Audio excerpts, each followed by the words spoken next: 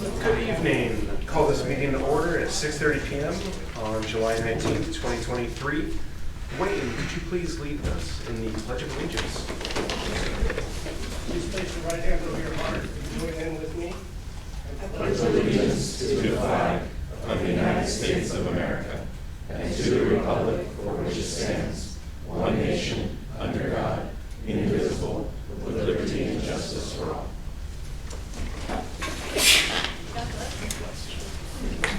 Thank you, Wayne.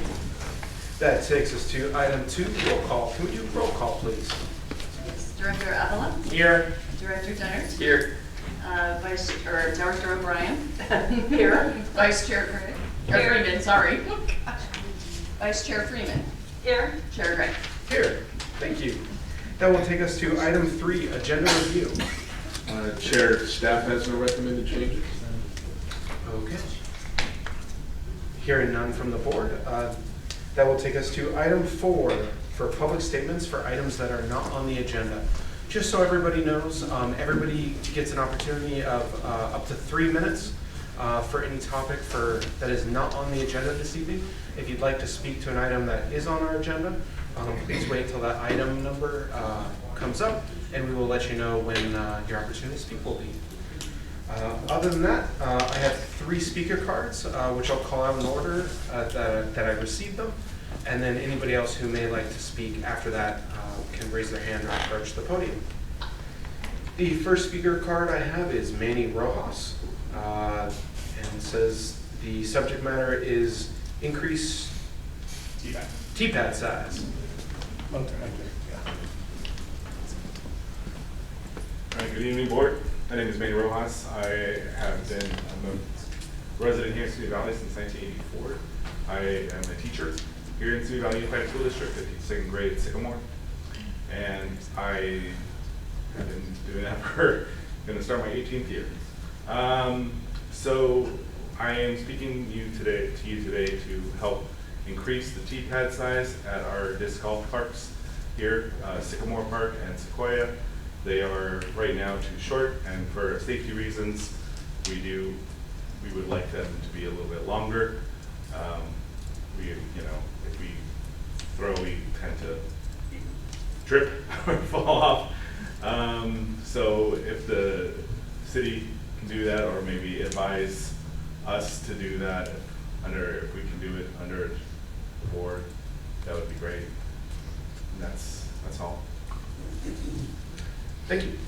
Any need for staff comment? No, we can reach out and have discussion. Like I've indicated previously, it's not that we can't do it. Those particular disc golf courses were designed in neighborhoods. So my only caution is they're in amongst houses and things. The more we build those out and the more we do that, it has some potential conflicts with what they originally designed for in terms of the neighborhoods. But just a little bit of the T-pad. I understand. Yeah.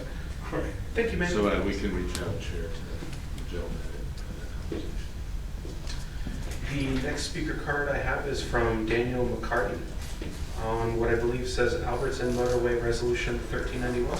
That's correct. Copy of the resolution.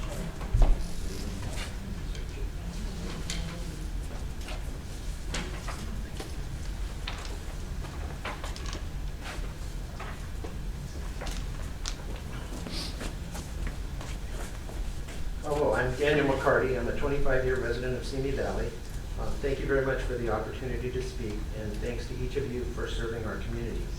I'm here to make you aware of a situation that's a safety concern and creates potential liability for both the Rancho Simi Rec and Park District, as well as Bridle Path Homeowners Association, of which I'm a member. The Bridle Path Homeowners Association is in the southwestern portion of Simi Valley, and we own a 1,700-acre mountain park that's restricted to association members for equestrian and pedestrian use only. It's closed to the public. Approximately 2 miles of the Albertson Motorway Trail lies within our private property. On November 22nd, 1999, our association signed an agreement with the Park District to allow public access to the Albertson Motorway Trail over the association's private property. On December 16, 1999, the district signed Resolution 1391 accepting a non-exclusive easement granted by the association to the district for multi-purpose public recreation trail purposes on 2 parcels of the association's land. In exchange for the easements, the district agreed to install fencing, security gates, and signage to help prevent the general public from having access to the association's property. The agreement states that the cost of the fencing, gates, and signage are the responsibility of the district. The association provides access to the district in order to install, maintain, and repair the fencing, gates, and signage. The agreement also states that if in the judgment of both parties, additional fencing is required to prevent the general public from having access to the association's property, the district shall construct such said fencing in a timely manner with the district responsible for those costs. Very little of the association's perimeter was actually fenced by the district as a result of the agreement, because much of the perimeter was impassable at that time due to mature brush. After the brush fire we suffered in 2018, extensive portions of our perimeter were no longer enclosed, and since that time, members of the general public are often found on bicycles and on foot in the association's private equestrian park. This poses a safety risk to our members on horseback and also creates potential liability when trespassers are injured on our property.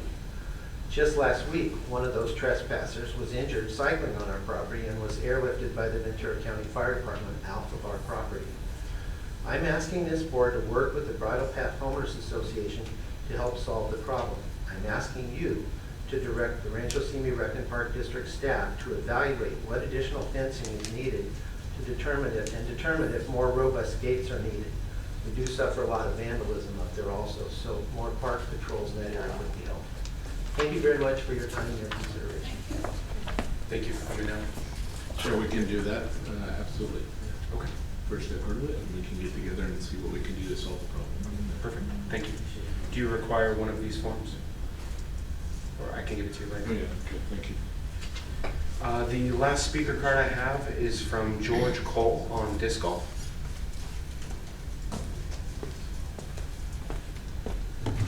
Hello everyone, my name is George. I've been living in Simi for 10 years. I've been playing disc golf here for the last several years. It's where I found the sport.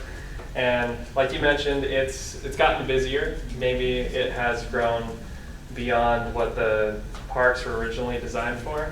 But you also can't really stop that. Disc golf is growing, and it's growing a lot here in Simi too. And because of how much those courses are getting used, there's more need for some facility upgrades, like the bigger tee pads, and another friend of mine on Zoom is going to talk about some alternate pin placements that improves overall quality of the course. And then hopefully this will all get mitigated in the long term with this overcrowding problem when we have that new course put in Simi. 18-hole course hopefully going in the next year or two at Oak Park campgrounds. And then when that happens, we'll have those 2 other parks at Sycamore and Sequoia as really good practice courses that you can go to, like with your family. Primarily, I'm seeing a lot of new faces there nowadays, and it's kids, it's families, it's not just avid disc golfers that are driving to the park.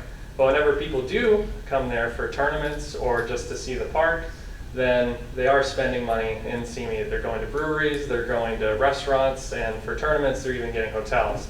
So all of that equates to more tax revenue for Simi. And the improvements that we're asking for the course are really cheap. They're low. It's just a little bit of concrete. It's just digging a hole, putting some concrete, and putting a $50 sleeve in there, and that's all it takes to get a new pin placement in there. My partner John and I did 3 of them last year in coordination with the Parks Department, and people love them. So when we get that new place put in, then we'll have the extra facilities to be able to deal with all this excess growth that we have. And with the quality of that course compared to courses of similar quality in the next hour drive from there, Simi is going to be a legitimate destination for disc golf, and it's going to be bringing people in. And the more big events that we run there, the more revenue we're going to bring in from hotels and visitors and all that. So that's what I want to say. Thank you guys. Thank you. That is it for the speaker cards, but I see one hand raised on Zoom. I apologize, I cannot read your last name from this distance, but Eric Appler, I believe. Hi, you doing? Can you hear me? Yep, go ahead. Great. Hi, thank you for this opportunity. Appreciate it. Looks like I'm coming to you guys about every couple of years now. I was there a couple of years ago to support the Eric Aller. I teach at Valley View Middle School. Great to see Manny Rojas there, another teacher in the district. We're both experiencing our students with considerable enthusiasm for the growth of the sport.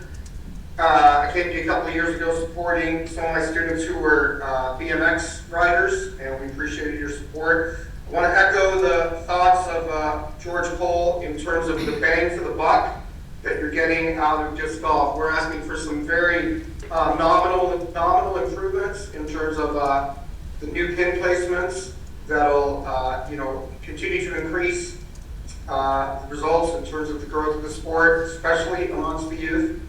And just in general, once the bigger dedicated course gets locked in, you're looking at a profound increase in visibility and in growth for CME. CME's in a very advantageous position right now. We're not going to be building a minor league baseball stadium. We're not going to be building a basketball arena. But we've got an opportunity here to make some hay in terms of things like BMX and things like disc golf. We're talking about hosting world-class events, world-class tournaments in CME that'll bring, literally hundreds, if not thousands of people annually into the city, boosting up tax revenue, boosting up hotel stays, dining out, that whole deal. I think what George and I'm not sure if John is going to speak today. Also, they're the officers present for the Simi Valley Disc Golf Club, or might speak to further. But we're kind of talking about if you build it, they will come. Built the course in 2018, and the growth has been just exponential. If you put a little bit more into it now, 1, 2, 3, 5, 10 years down the road, I think you're going to see some dramatic results. It's a winner for CME, it's a winner for the community, and we're fully behind it 100%. Appreciate your time tonight. Thanks so much. Thank you. Is there anyone else here this evening who'd like to make a public statement for an item that is not on the agenda? Okay. Chair, before we move on, Yes. one of the commenters was talking about the easement. Dan, if it is a small project, a little bit of fencing here or there, I understand that you could just do that administratively. If it's much more than that, I would like to talk about that as a board, because my opinion is if we're going to build more fences and people are going to keep jumping them, well, why don't we just ticket them? Why don't they pay the price instead of the entire community if they're trespassing on private property? So I'd just like to see that come back if it's more than just a small improvement. Because not that we don't fulfill our part of the deal, but that also means holding people accountable, so not everybody else has to pay. And as far as disc golf goes, it sounds like, although maybe staff will tell me otherwise, they're asking for a small improvement. I'd like us to be able to do that. If we're not able to, or if it's a larger budget issue, then maybe we can talk about that as part of our budget process. I'd also like to see the disc golf community work, because we've done some things like leagues and stuff. When we talk about revenue for the park district, one of our sources of revenue is courses and classes. So hotel fees are good, but they indirectly benefit the park district and directly the community. But if you're offering a course, we need an instructor, and then people signing up grow the sport, but also some of the revenue comes to the park district to offset some of the improvements that we'd all like to see. So if you know anyone that wants to be an instructor, we could see, you can talk to Zach Miller right there, maybe put him in the catalog next time and get some more people out there playing. But it sounds like a reasonable ask to me, but it's a large budget issue I'd like to talk about.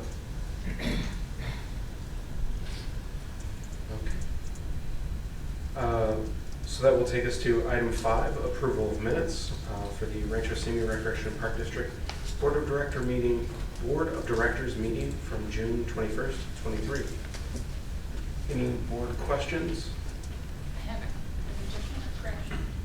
Okay, go ahead. On my comments, page 9 of 10, the bill number, it's AB. It just had the number in there, but it's 80. 80, 57, just to add. Just adding. Okay. Any other corrections at this time? Or okay, AB's good. Okay. Would anybody like to make a motion? I'll make a motion to approve this amendment. Second. Can we do roll call, please?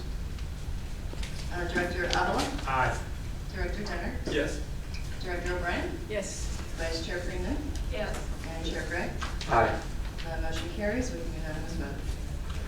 Thank you. That will take us to item 6, consent agenda. Approval of accounts payable check register for 6/16/23 and 6/30/23 payroll check registers. Does anybody want to pull the item and ask questions or comments? I have one question, one on each of the payroll check registers, same question. There's a line item that says specialist instructor on the first one, on the 6/15 one. Hang on. It says specialist instructor for almost $6,900. And I looked at it and I thought probably they just didn't turn in all their timesheets until the end. But then the following month I see the same thing and it's like $7,000. I was just wondering what that was for. It's on page, Director O'Brien, do you have the check number that we can take I a can peek give at? the check number probably, yeah. It's in the check number's in the second column. There's the date and the number. Well, actually, it's file number. Will that help? Because this is the payroll, not the checks. This is payroll check registers. On the last page, the ADP check register. Okay. Page 7 of 8 on the June 30th one, and page 8 of 9 on the June 16th one. Okay. And the file number is 102797 in both cases. And the first one is $6,800, $6,891.98, and the second one is $7,191.01. I'm just curious what Oh, what that's it was what we're for. looking at. So specialist instructor, do we know what that is? Director O'Brien, I don't know the exact instructor that that's related to, but I can almost assure you it's related to a summer camp activity or an instructor related to the summer camp program. Okay. So Teresa and I can follow back up with you after the meeting with specifics or the details if you'd like those. That is fine, yeah. We'll follow up with you on that. I also see a check for Real Anglers Fishing Show. We don't need to discuss it now, but I'm just curious about that. Zach, you can just talk to me later about that. Number? Sorry. Real Anglers Fishing Show. It's a summer camp special activity. That's incorporated into the summer camp. It's on the standalone, but we can talk about that. Any other board questions, comments? I'll entertain a motion. I'll move. Second. Could we do roll call, please? Director Avila? Aye. Director Dennert? Yes. Director O'Brien? Yes. Vice Chair Freeman? Yes. Chair Gray? Aye. Motion carries with unanimous vote. Thank you. That takes us to item 7, presentations, scheduled items, and public hearings. So point A, presentation of the full-time employee of the month for June 2023, Anthony Lesney, groundskeeper 1. Thank you, Chair. Teresa Pennington, the District Director of Administration, will provide staff's report. Chair Gray, members of the board. Anthony was unable to come this evening to the meeting, but I will go ahead and read his nomination so he can listen back to the nice words that were said about him.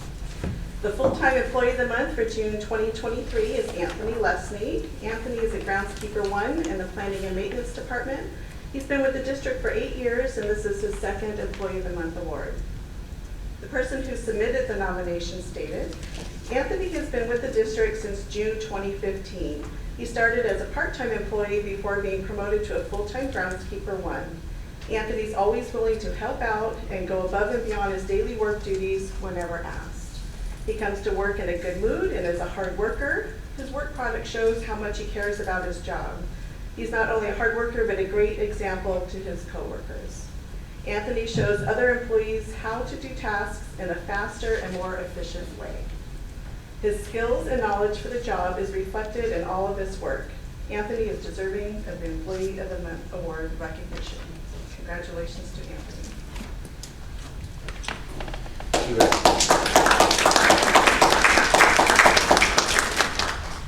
Congratulations. Would anybody on the board like to make a quick comment? All right, I'll say thank you very much for your work. Is there any member of staff who would additionally like to make a quick comment?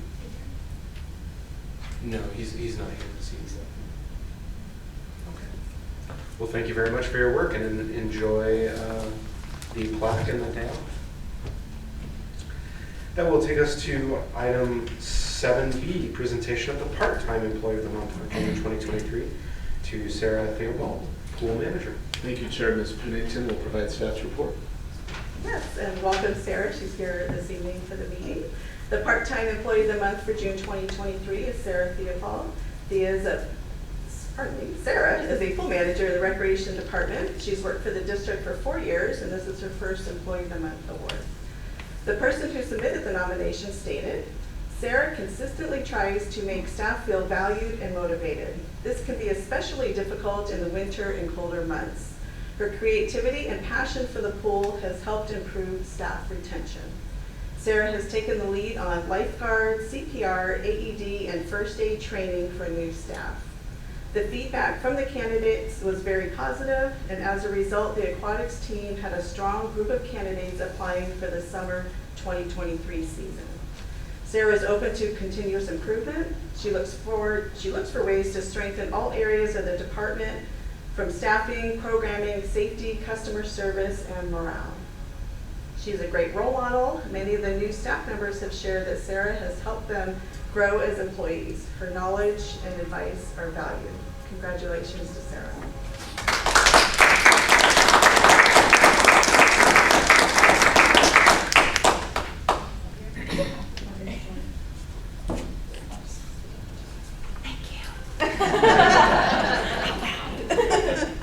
Thank you for all your work. Thank you. And I see on the form you took the lead on lifeguard, CPR, first aid training. Mm-hmm. It's a big role. Yes, it's, sorry. It's one of my favorite things to do. Helping the past couple years, and then this year I headed it myself, was one of my favorite times, and it also made me realize I wanted to become a high school teacher. So I switched my majors last year because of it. But yeah, it's been awesome, and I love the pool. Congratulations. Thank you for all your work.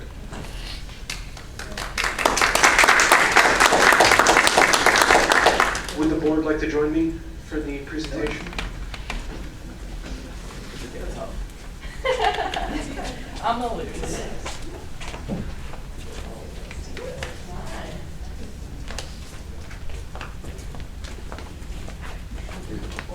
Yeah, sure. Whatever works. All right, ready?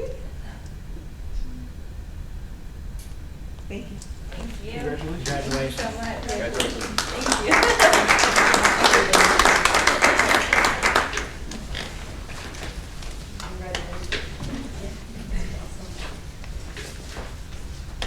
Thank you for all you do at the pool. It'd be a cruel summer if the pool was not open for the public, and I appreciate it. It's fun to be there.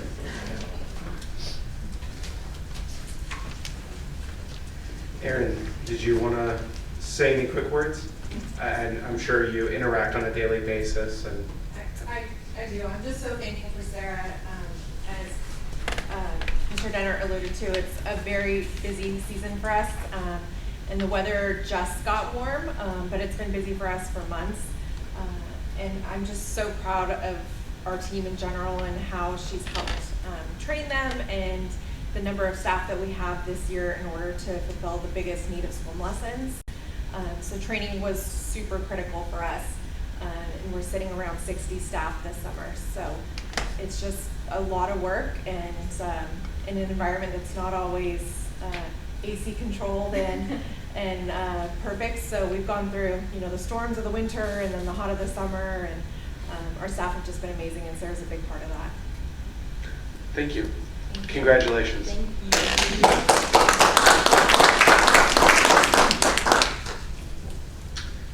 Okay, that will take us us to item 7C, presentation of certificate of appreciation to the Kiwanis Club of Simi Valley for hosting the 4th of July Star Spangled Celebration. Yes, Chair, I think we're expecting Representative from Kiwanis here this evening. We got him, okay. Oh, there she is. Excellent, come on up.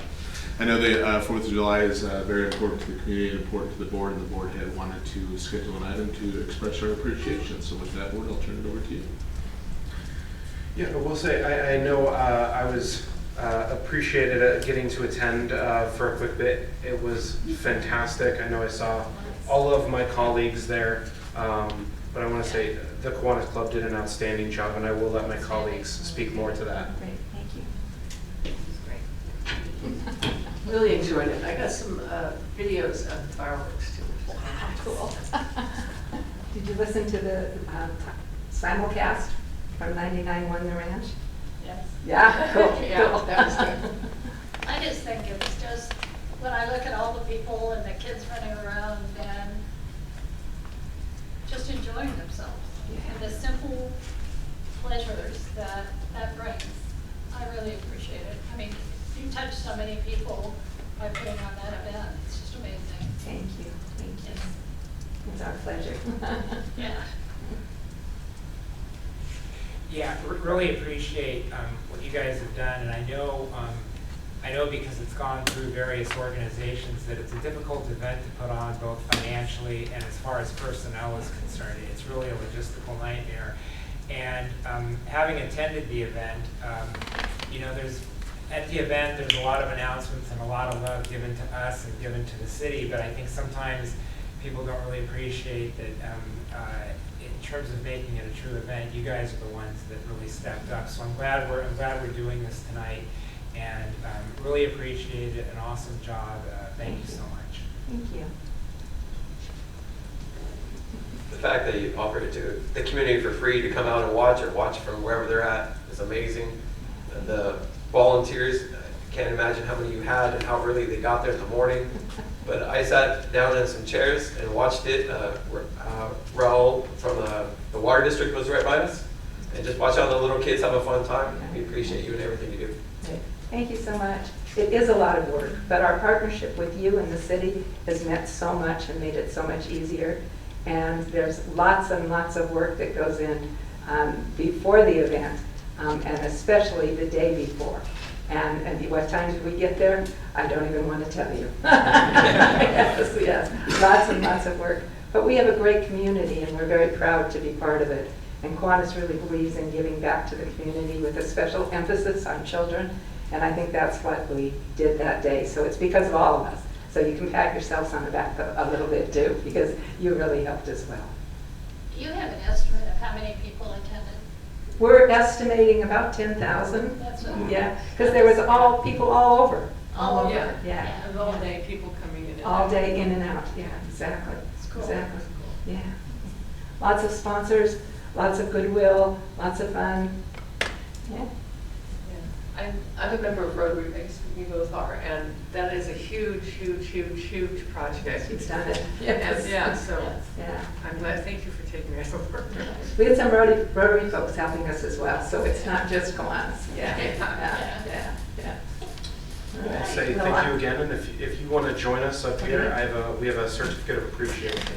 Thank you again for all your kind words.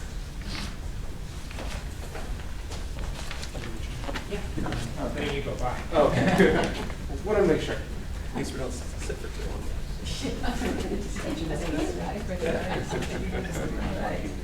I appreciate that. Thank you. Thank you. Thank you Thank so you so much. much. Thank Thank you you. so much. I'm going to go back to my meeting and share the certificate. Thank you so much. And please extend our gratitude to your entire club. I will. I will do it right now. Thank you so much. Thank you. And I will say, I apologize. I had a whole written note here that Richard worked on that I completely ignored. I think we had the spirit of it. Well attended, featured music, vendors, a fun zone for children, and a spectacular fireworks display. Thanks again for a wonderful event. Thank you. You have a good way with words there, John. Oh, thank you, thank you. That will take us to item 7D, public hearing on the Rancho Simi Recreation and Park District annual budget and planning and maintenance projects for fiscal year 23-24. Thank you, Chair. I have a very brief PowerPoint for the public's benefit, if I could have Alex pull it up.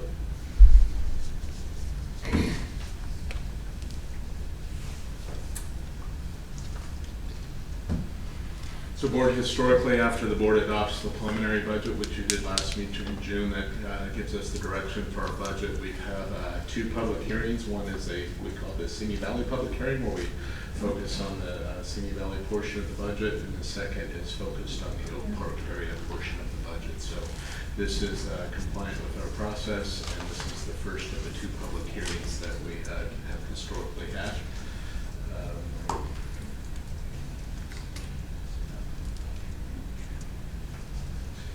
As the board reviewed as part of the adopted budget, we do have a balanced budget based on direction provided by the board at the preliminary budget. We have added funding for the BMX track. The board took that action. We've added funding for the sports field lighting. That's money's been appropriated by the board, and also the fishing derby and the memorial wall. This is just a summary of what's included in the general fund budget. The board has seen this. Again, this is for benefit of the public in a public hearing, but this tracks what's in our budget and any changes to the budget from the previous year. This breaks out the Simi Valley portion of the budget as it relates to this particular public hearing. This is the preliminary budget right here, Simi Valley revenue. This is the general fund, $20.2 million. Simi Valley expenditures are budgeted in the preliminary budget at $19.9 million with an excess revenue over expenditures of $278,000. And this line items here represent the amount that we have in for transfers and reserves in Simi Valley. This is an all-inclusive list of the capital improvements that are appropriated in the budget. The board has already seen this. Again, I noted that the BMX track and funding has been added for the sports field lighting. This hasn't changed other than adding those things. I wanted to, in the spirit of the community input that we received and made the extra effort this year, this was the list of community requests that we previously heard from in some of our other hearings, so I included that in this evening's discussion. And with that, for the budget calendar, we've got another hearing on August 2nd. It's a little bit quirky because we used to do that out in Oak Park, but now we're doing those meetings here, but that'll focus a little bit more on the Oak Park area portion of the budget, and then we'll be approving the final budget pending board direction in late September or early October. That being said, we'd recommend that the board and the chair open the public hearing to allow for public comment and close the public hearing and provide any desired directions. Before I open the public hearing, are there any board questions? On the next item, we're dealing with the equestrian area, and it's not now identified in the budget. It is not. Once we get through this next item, is it going to come back for consideration for the budget? If that's the board's desire, after your next item, you could direct staff to include that in either in the August 2nd or in the final budget, should you wish. I elected to keep the agenda in the same order and figured if we make a motion, we can move to have it included, just for everybody's sanity. Any other board questions? Okay, then I will open the public hearing on this item. Is there any member of the public who would like to make a comment? It's your chance to get in there and talk about our annual budget and planning and maintenance projects. Okay, well, I am seeing none in person. Are there any on Zoom that I may have missed?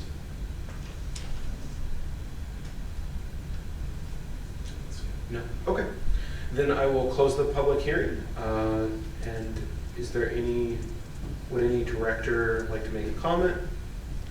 I would like to request that we schedule on a board item a discussion of an alternative site for BMX, the Sinaloa Golf Course property. And I say that because we had a very intense project approved there for the miniature golf and activity center. And I'm concerned that we need to have alternate site in mind. In that case, we own the property. There's a signal-sized intersection. We have water, sewer. And what I was thinking is if staff could bring back the approved project from the city that we had, which was very intense, and sort of overlay how the BMX track would fit on that property. Because we'd be making a $2.5 million investment in our own land versus on a lease basis. So I just think we should at least look at an alternative and for the BMX track, because we have control of that property. I was going to wait and make some comments during board member comments. I'm going to do those now. Okay, do you mind if I actually ask a question of staff first? Dan, I'm assuming we have no further information from the city on the preferred site at this time. We haven't heard from the city. There's no update from them on their discussions? Oh, I have some comments on that. Oh, okay. But I actually have a question too. Okay. If we were to look at a new location, such as the Sinaloa property, to go through all the approvals and everything we have to go through, what would be the timeline, if everything even went well, what would be the timeline for when we'd actually have a BMX track there? I'd have to defer to Wayne on that. I think that would be part of evaluating the site. We got to look at zoning, what requirements the city would have on that particular site, see what's an allowed use and what's not. So a lot of it's going to depend on our initial due diligence on the site, but I'll have Wayne comment to the question on the timing. I would just point out that the project that was approved by the city was very intense with an 18-hole miniature golf and an activity plaza. All right, I'm just asking a question of the staff. No, what I'm saying is. I'm asking a question of the staff. Yes, the Sinaloa Park Golf, the miniature golf course project was intended. There is no sewer or water at that location. We didn't bring it into the site because we never built the Sinaloa Golf Course project. To answer Director Evelyn's question, I figure 6 months for entitlement permit. We have to redesign the project a little bit. It'll be the same footprint, but it'll be on a different area that we don't have any civil engineering information, utility information, so probably 6 months for design, probably three to 4 months for plan check. Go out to bid, 90 days, award a contract, and probably 6 months, 7 months to construct. So I'm probably looking at the 24 to 26 months.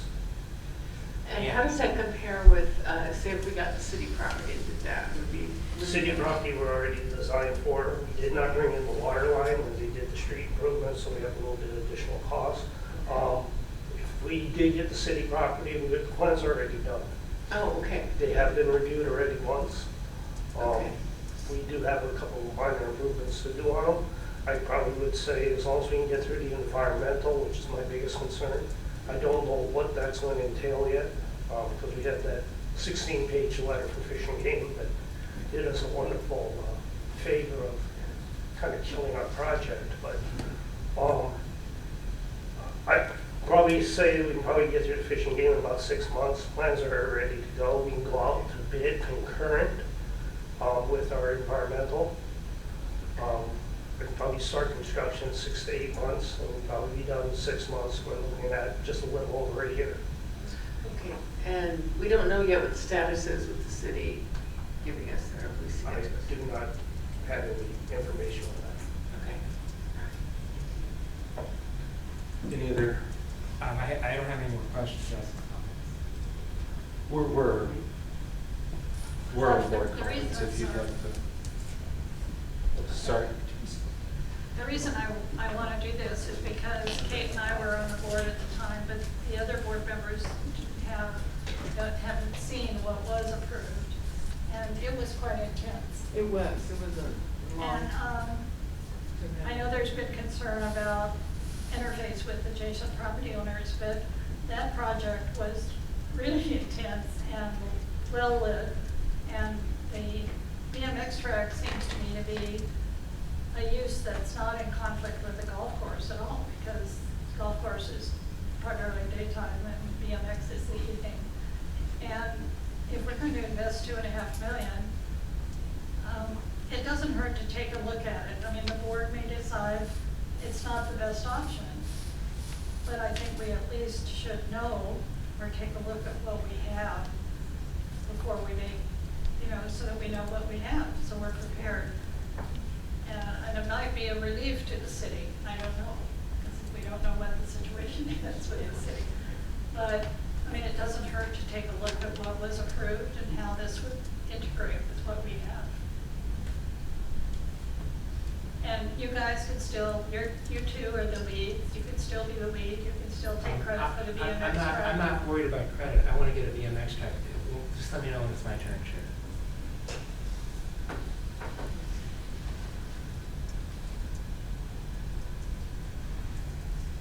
Director Denver, are you good?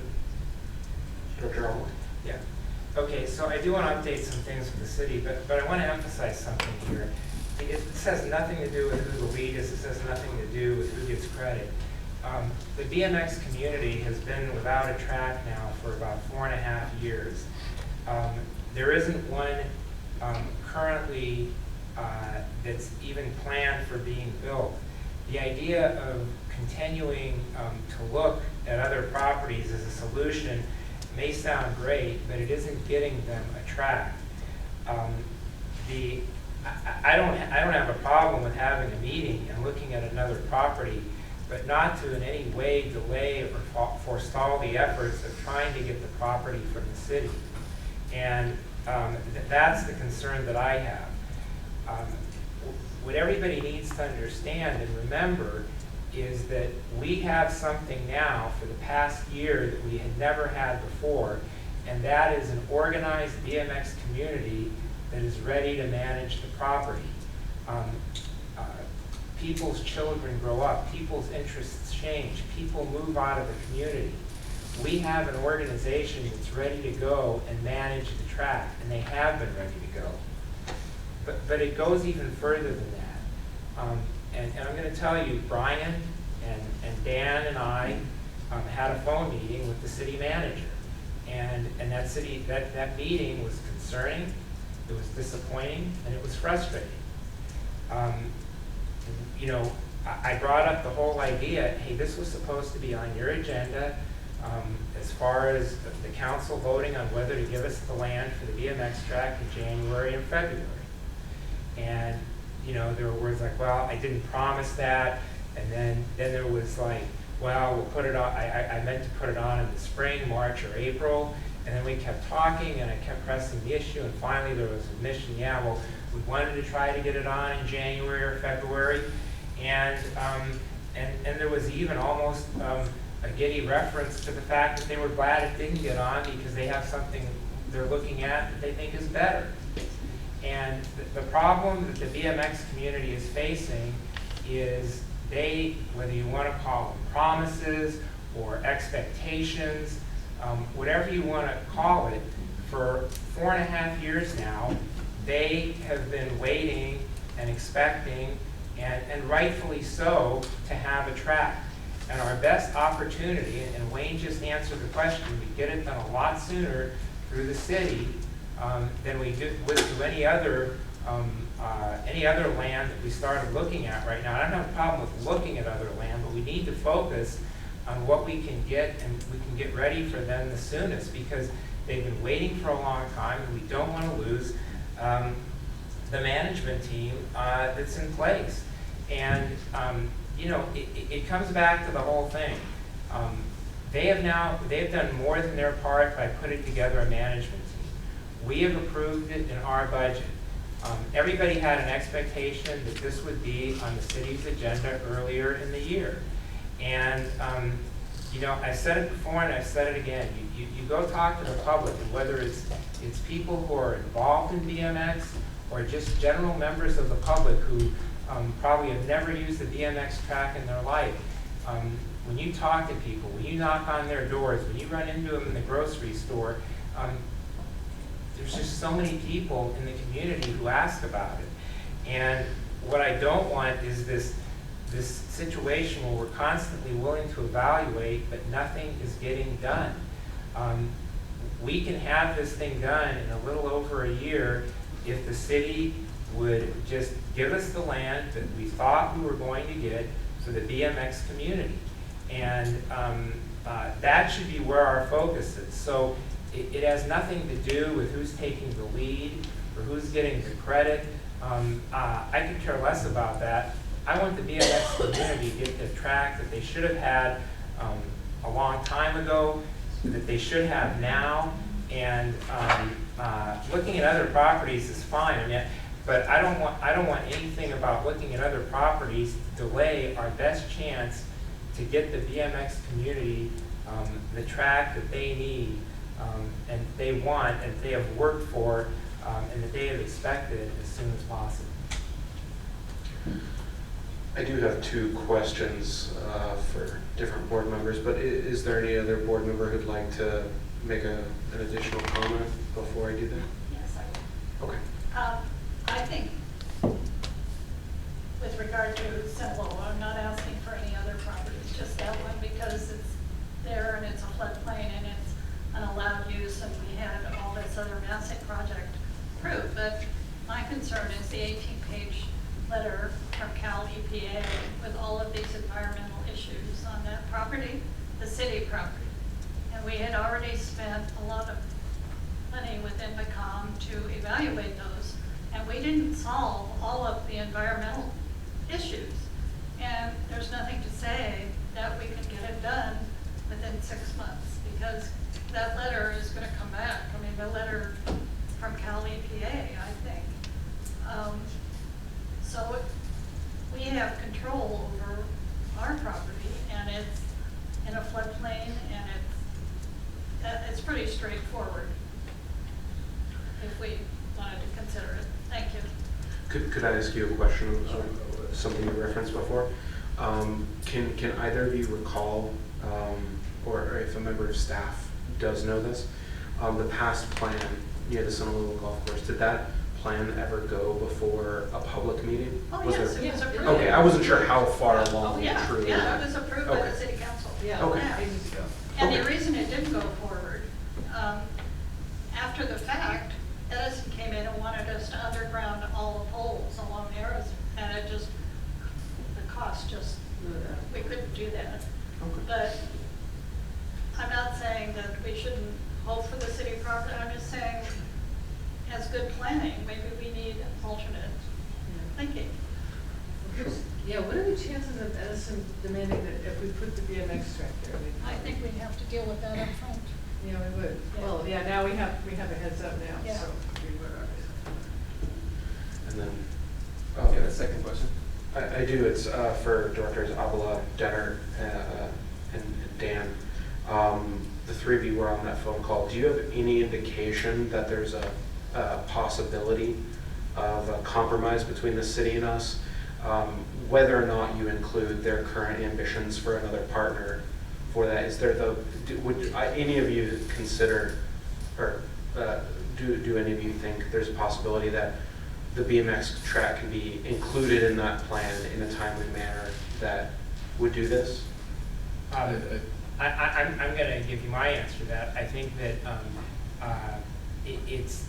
they're saying that, but based on what it would entail, which they talk about bridges and access roads, I think if that other if precedence took place for the other entity that jumped in after we were told it would be on their agenda, I think it would then likely delay the completion of that BMX track. And that's even if there was a compromise. I think that's all speculative. Sure. And at the end of the day, at some point, someone's got to keep their word, and that's where the BMX community keeps getting cheated. Sure. I will say, in terms of keeping word, I intend for Rancho Simi to keep its word, regardless of what the solution is. But is there another opinion opinion on the possibility of I was a just going to compromise? comment, timely is the Sure. key. So Sure. I don't know that we got any a sense for how long that process may take to ultimately get an approval. They said they're supportive of the track, but they're exploring the other intervening ideas, and I'm not convinced, and I think Ed touched on it too. It's the timing of it, so to speak, and how long that might take. Director Benner, would you concur with that generally? Yeah, there were some optimistic things in the phone call, in my opinion, and there were some more pessimistic things. And but Ed, what was the timing on the BMX community being able to present? What meeting was that? Well, right, so that's actually a good question. So let's just back up. The morning following our last meeting, when we discussed this, and I think you may remember I had some strong comments to make, the city contacted the BMX community and asked them to do a presentation on their agenda on July 31st. Since that time, in speaking with, I believe I spoke with, they were all present, I said hello to all of them, but I spoke with 3 of the 5 city council members at the 4th of July fireworks.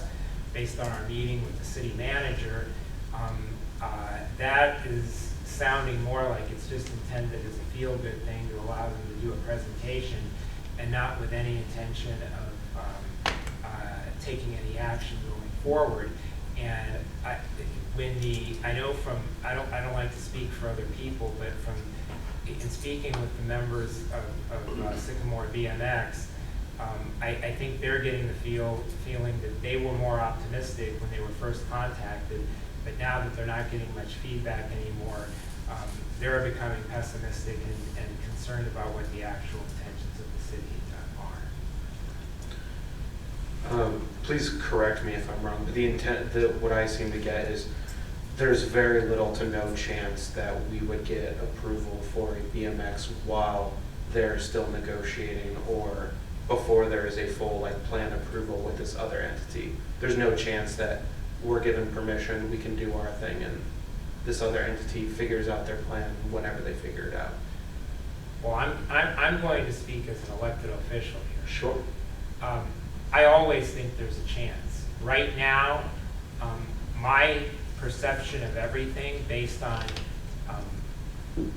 my read of things, my discussion with the city council members, my discussion with the city manager, is that the city manager is calling a lot of the shots right now. There hasn't been a public vote taken by the city council.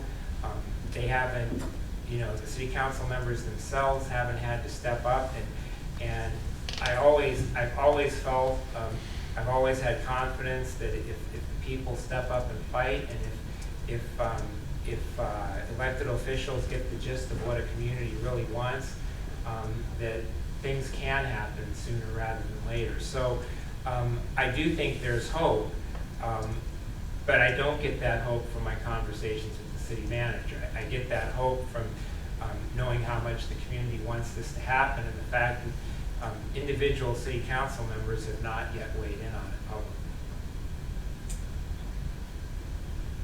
My feeling from that phone call was that the July 31st meeting is to allow them to present.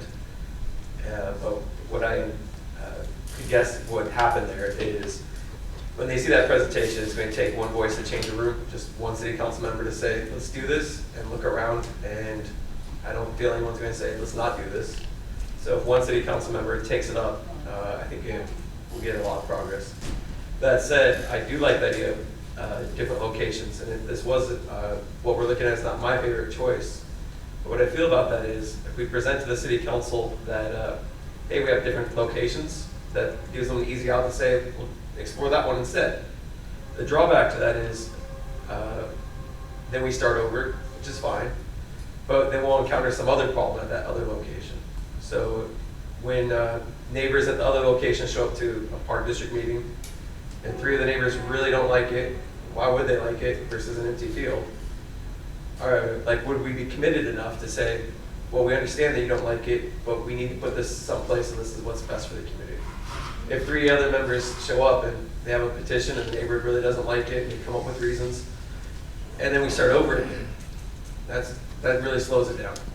My other thought to that is, if I would have known in December that we'd be in July and wouldn't be on the city council agenda, just until July, I might have said, yeah, let's explore something else. But I was anticipating that we'd get an answer. Now that said, I want to recognize, Elaine, your comments are because you're trying to work as a team to find a solution. I appreciate that. You understand the community needs it, the board supports it. So you're trying to find different ways to get that done. I appreciate that. Because I know this is going to be a team effort when it gets done. I would just like an answer from the city. And maybe their best answer is no. You know, we have a better use. If they tell us no, then we can move on and see what else we could do. But an answer of what we're going to consider at some point in the future is not yes or no. So if they give us a no answer, I'd definitely be much more interested in exploring other locations. And if they give us a maybe answer, then I don't want to stop working with the city to look at different locations. So I guess the question would be, are we committed if we look at a different location, the neighborhood's really bad, that we keep working on it instead of moving it again? And my other question would be if it would, the strategy of starting over. Because I feel like even though we wouldn't be starting over, in some ways I feel like we would, because the city would be more likely to say, well, we're under no rush to tell you your answer because you have other things to go explore. So go explore for a year or two more. I'm convinced that if we chose the Sinaloa site, I'm sure the BMX people would be out there supporting us at Planning Commission, and if we had to go that route. So what you're saying is we just wait until we hear from the city and not even look what was approved on Sinaloa? I'm more interested in listening to see, because we're working as a team, if you think it's we're looking at Sinaloa would be an effective strategy, I want to listen to you. Well, I don't know if this is an alternative. Is it possible to provide the board members with a reduced copy of what was approved by the city council without having it on the agenda? Yeah, we can provide information to the board. Could you provide information to the board on what was approved? Yes. Yeah. Yes. I just so that you guys who weren't part of it, I mean, it was a huge project. I mean, huge. Enormous. I'm not even questioning that. Can I just elaborate on a couple things? Sorry, I'm gonna let the vice chair finish and then. I mean, I just, for information purposes, for you guys to know what was approved and Sure. think about it. Yeah. I think in general, it's always a good idea to have a backup plan when we're waiting for someone else to make a decision and they're dragging their feet, which is what's going on here. Having a backup is not a bad idea. That even may prompt them to make a decision. Just in response, as I said from the beginning, I don't have a problem with looking at an alternative Sure. site. What I don't want us to lose is the focus on the importance of trying to get the city land as soon as we can. And going to what Director Dennert said, but emphasizing it even more, let's just assume everything went ideally with the Sinaloa site. Even from what Wayne told us, it would take significantly longer to get that site to the BMX people than it would the site on the city land. So I'm not questioning anything that Director O'Brien or Vice Chair Freeman are saying. What I'm saying is we can't take our eye off the ball, and that by far the soonest chance to get a known site for the BMX community is to get that city land that we thought was going to be on their agenda in January or February, which is why we've taken the course that we've taken over the past year. And that's what's significant here. I'm going to add one other thing. In terms of the mixed messages that Director Dennert was talking about, it's all nice and warm and fuzzy for the city manager or city council members to be saying, well, we support BMX. Those are hollow words if there's no action behind them at this point. Time is really crucial in this situation because of how long they've been without a track and the fact that they have a management team in place. So I have no issue with looking at an alternative site, but I don't want us to drop the ball on what to me is the best, realistic, most efficient, and the thing that would get the BMX track back to the community the soonest, and that is getting that city land. I think from my perspective, the swaying fact is that the city is going to hear from the BMX community, what I believe is on the 31st, in less than 2 weeks. I think what the city council has to say then and there, and what the BMX community says to them, is critical. And I think up to this point, the BMX community has made it very clear what they'd like, and I think timeliness is the factor. I am absolutely open going forward, but I do think since there isn't, I believe, I'm not sure if it's agendized yet, but expressed intention on the 31st for BMX to get to speak at City Council, which leads me to say we should delay any serious consideration of anything else until after City Council and BMX have had an opportunity to have a say on it, now that it's actually agendized. So I would say I'm open very soon, but because it's only 2 weeks out, this isn't a 3-month delay. It's less than 2 weeks until they present.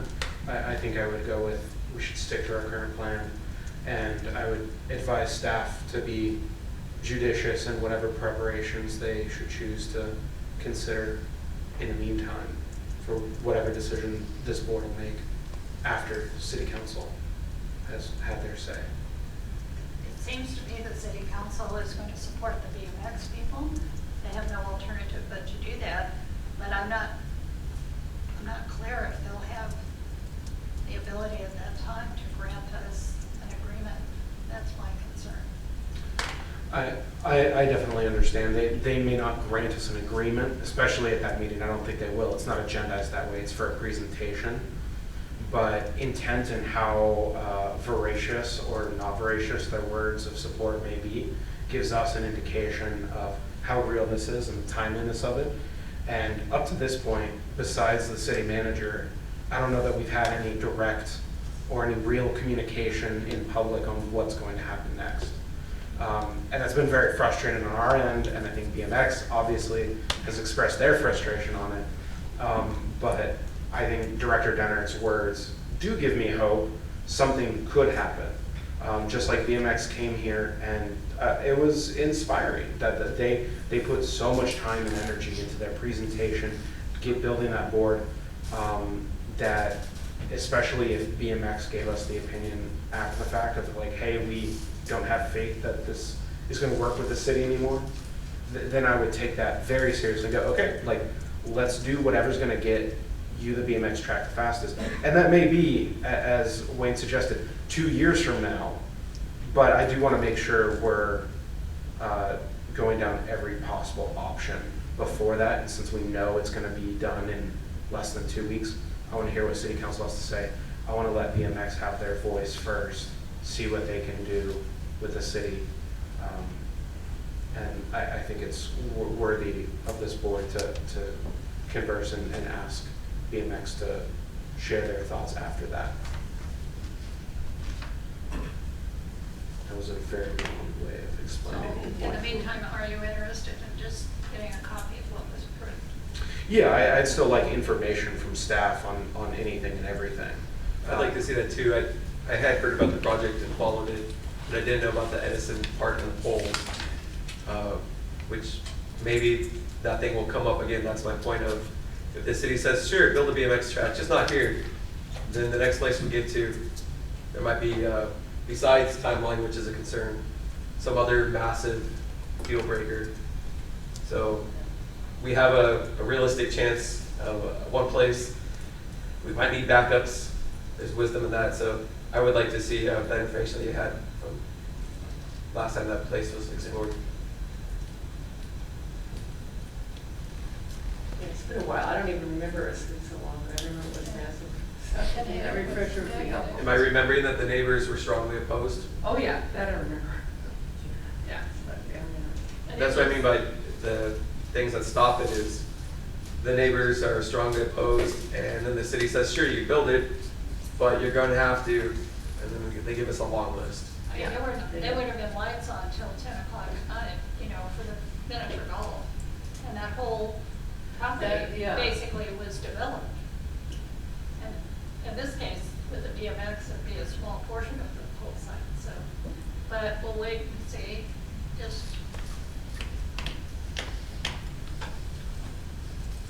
Do we need a motion for the budget? I don't think so, other than, I think that was direction on that, but I don't think there's any action item on the budget unless you wanted us to change anything or. No.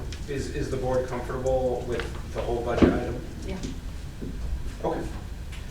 Then that will take us to item 9B, adoption of resolution number 2061, authorizing submission of 2023 Land and Water Conservation Fund grant application to complete Rancho San Jose Phase 4. Chair Gray. Yes. I think you missed item 9A. 9A. I did completely, thank you. Very well.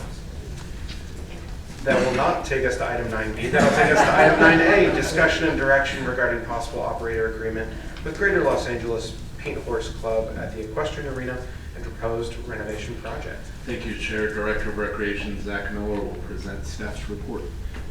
Good evening, Chair Grant, Board of Directors. Tonight we're here to discuss and get direction from the board on the proposed operation plan by the Greater Los Angeles Paint Horse Club and potential capital upgrades to the Equestrian Arena. This evening we have representatives from the equestrian community here to answer questions regarding our operations plan, but my goal will be to go through the plan very briefly and give you the highlights that we've discussed with them over the last month or so.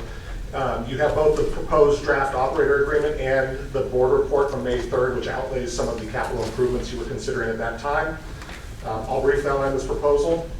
The district manager and I have had multiple meetings with the local horse groups who have expressed interest in hosting events and activities on a more routine basis at the Equestrian Center. At the May 3rd meeting, the board requested additional information from the equestrian community on the proposed operations plan, including maintenance, private rentals, and a financial agreement before considering capital improvements to the facility. If approved, the final agreement outlining the responsibilities of both parties will come back to the board in a future meeting with more refined details, but this is draft of what we think is the best and version of where we're at with the club. I'll refer to the Painted Horse Club as the club because it's repeated multiple times in my report. The club has offered up the following services as part of their operator agreement. One would be maintenance and supervision of the facility. This is estimated at about 10 hours per week, with more when we have events. This would include maintaining the arena, that the facility is clean and is in good condition and ready for public use daily. They will drag the arena weekly unless events are scheduled, which will increase the dragging. Maintain the plants, watering, trimming bushes, and weeding around the facility. Picking up trash before and after events, and restroom maintenance and upkeep during the events. The park district would continue to mow the lawn, maintain the trees, and do bathroom maintenance because it is open to the general public. It was determined that that would be better served for our staff to continue with. Secondarily, calendar of events at the arena. This is estimated at about 4 hours per week. This would be the club handling the event calendar from the initial request from renters through the event itself. They would handle all permittees, the communication, paperwork, insurance, and equipment necessary for the permit. Their proposals include a for-profit category and a non-profit category to consider scheduling and permitting of these events. Third would be supervising the rental and the use of the facility, estimated at 4 to 5 hours a week. The club would offer tours of the facility and all aspects of permitting the facility to outside groups. This includes the walkthroughs, going through the rules with potential permittees, coordinating outside vendors, and fee collection and deposit returns. Fourth would be proposing and managing future improvements. This is estimated at about 3 hours a month. The club would propose future improvements and develop plans and funds to assist with these improvements. This could include shade structures, the addition of a lunging area, purchasing additional equipment, and a working PA system. All these proposed improvements will be presented and approved by the park district or staff prior to any work commencing. Fifth up would be developing the equestrian education program for the community. This would be essentially horseback and horse-related activities and classes through the recreation department. Their time would be about 3 hours a week on this, but obviously the instructor time would be more than that. They would recruit and approve a qualified contract instructor, recommending them to our district to teach the equestrian-related activities. We would have final approval of any set instructor at the facility. And currently we offer those classes outside of Simi Valley, so the equestrian community would bring those classes back to Simi Valley in this scenario. Sixth up, promotion of the facility. That's about 10 hours per month. The club will market and perform outreach to other contacts in the equestrian community, both inside and outside of CME, to get more permits and rentals activated in the space. This would include fundraisers to fund improvements and maintenance. They have long relationships with the equestrian community and can engage them in ways that traditional marketing by the Parks District just wouldn't reach. Finally, managing finances, about 4 hours a month. The club is suggesting an annual fee of $3,000 rent to be paid to the Parks District annually for each year. As the facility usage increases, that could be renegotiated over time. The club will also propose an additional 20% of all day fees go directly to the Park District at the end of the year. That scenario is when they have events, they would charge per horse, per vehicle, and offset some of those funds back to the district immediately. The club would keep all monies raised separate from that in a separate account and provide transparency to the Park District should we request it. No club member would be compensated for their work. It will be 100% volunteer driven. So in total, they've committed approximately 40 hours per month minimum from their club to operate the equestrian arena. The club is made up of members with longstanding status in the community and horse experience. The club is highly motivated to promote and develop activities for the local equestrian community. So based on the board's review and discussion of the operator agreement, staff would like direction on the possible capital improvements of the facility as well. On your May 3rd meeting, you reviewed some possible capital improvements at the equestrian arena. The board indicated some preference for alternative 3 or 3B at that time, but it was pending review of the operations plan and considering the revenue generated from the operator agreement. So tonight we're recommending the full review and discussion of the proposed operations plan and consider the capital improvements to the equestrian facility. That concludes my report. I'm happy to answer any questions you might have. As I mentioned, there are representatives from the Greater LA Paint Horse Club that can answer any specific questions you might have about the agreement. Any board questions at this time? Yes, I had a couple. First of all, I like that you came up with estimated hours. I'm guessing you know from experience. They know from experience how long, how. Just want to come up here. We can tag team the answers just to make sure we're answering correctly. We tried to be very conservative in our estimate and the time, basing it off on the shows and other areas that we've managed before, and just kind of knowing the facility. As it gets more busy, there will be more work, but we wanted to give you a very conservative estimate with the status of the facility at the current point. That sounds great. Good. Now, my other question is when you talked about for-profit and non-profit, you also talked about 2 equal events, doing it by way of lottery. Is that like choosing, if you have to choose between a for-profit or non-profit, is that going to be a lottery also for the city? Well, a lot of it is going to determine on how many people are actually applying for an event. Okay. You know, ideally we'd want to have the paying events there, but we want to make sure it's available for people for, you know, any kind of nonprofit sort of event. Okay. So I think we'd have to look at that when the situation comes up as to what type of nonprofit event it actually is. If it's an educational event or something for the horse community, it would take priority. But if it's going to be something like maybe another type of community activity that's not necessarily horse oriented, we might give preference to the horse event. Okay. And the lottery system is just to show that we literally are not going to have a bias to any particular group. That basically will open up a period of time that people can put in a bid for the time to use the facility. And if we have 2 people that have that same date, or 3 or 4, we will literally just make it a lottery. And we, as a group ourselves, will be paying for the facility if we do an event, and we will be part of that lottery if we have to too. So that way we show no bias even to ourselves. Okay, great. You mentioned other events, but you would give preference to equestrian events, which I totally understand. Yeah. What other types of events could there be? Well, like we did a swap meet, like a tax swap meet. So that's a horse event, but if we have an actual competition or someone wants to use the facility as a horse event, we would probably give priority to that first, because that's the true intention of the situation. But it just depends on what the event might be. You know, maybe a day of the horse or something, we may have to juggle times depending on what other events are going on. I noticed in the conclusion, it's 5 board members are mentioned. Can you go into it all how those board members are selected? What are the qualifications for somebody to join the board? Or is there like a minimum requirement you must own a horse? Could a member of the public end up on the board of directors because they care about the equestrian? Oh, absolutely. Yeah, anyone can be a member of our club. You do not need to own a horse. You do not need to, if you like horses, you're more than welcome to join our club. Most of the board members have been a member for at least 2 years before they came onto the board. And our board members have been, like Sue Fleasock founded our club back in the 70s. So she's been involved for a long time.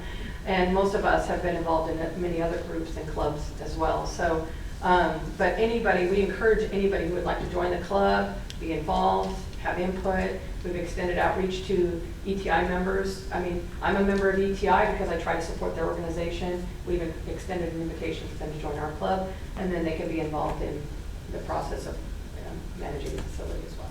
Okay, and thank you. I noticed that the 5 are, I would assume, officers or whatever title you may give to them. How large is the board itself? Just the 5 of us. Just the 5, okay. Are they elected by your membership? We do have an election once a year. We actually have kind of kept the board the same, flip-flopping presidents. But we kind of have kept it the same because, we're the most active in the club. So we tend to be the ones, clubs, it's usually just a small percentage of the main active ones. But we have a lot of support from other members in our club to do this project. Okay, thank you. Zach, for any other community partnerships we have, how often are members of staff at those meetings or engaged at those meetings or involved in partner meetings? Probably this work comes up mostly in sports. I would say soccer foundation, activities like that. We have direct contact, but not regular meetings with many of the organizations. So if that was a board preference, we could certainly attend meetings or be part of the club oversight or in any way that the board saw fit if that was part of the agreement potentially. Yeah, I think my preference for any, or maybe the first year or two, would be for a member of staff to go there, especially while the club, at any point once this agreement is agreed to, that there is somebody from the park district who's able to voice concerns about maintenance or that has the background who can speak to it. That way, both the club and the park district, we know we're all making the best decisions possible, whether they be micro or macro. Yeah, I'm sure between Wayne's team and my team, maintenance and activation, recreation, we could find a solution that would satisfy that. Okay, thank you. And we do welcome any input or involvement from them. Yeah, I appreciate that. And then that's more of like wanting to make sure there's no misunderstandings, miscommunications. And I know this may be late, but I would also ask that for any new partnership we have. So when the BMX happens, I would ask that a member of staff be going to not necessarily every meeting, but regular meetings so that there's consistent communication and the interest community itself and the park district are working well together. Are there any other board questions at this time? I have questions. Yes, Director Howell. Sure. So Zach, looking at the agreement, from a financial aspect, this agreement doesn't do much to cut into like taking care of the cost of any capital improvements or anything like that. Would that be accurate? I think that's fair to say. This would be, a rental agreement. This would look much more like the proposed BMX agreement or like the baseball league agreements where they don't fundraise for capital per se. Yeah. Compared then what we looked at the previous agreement, so I assume the way in which this agreement is improved is more from a management standpoint, or how would you describe that?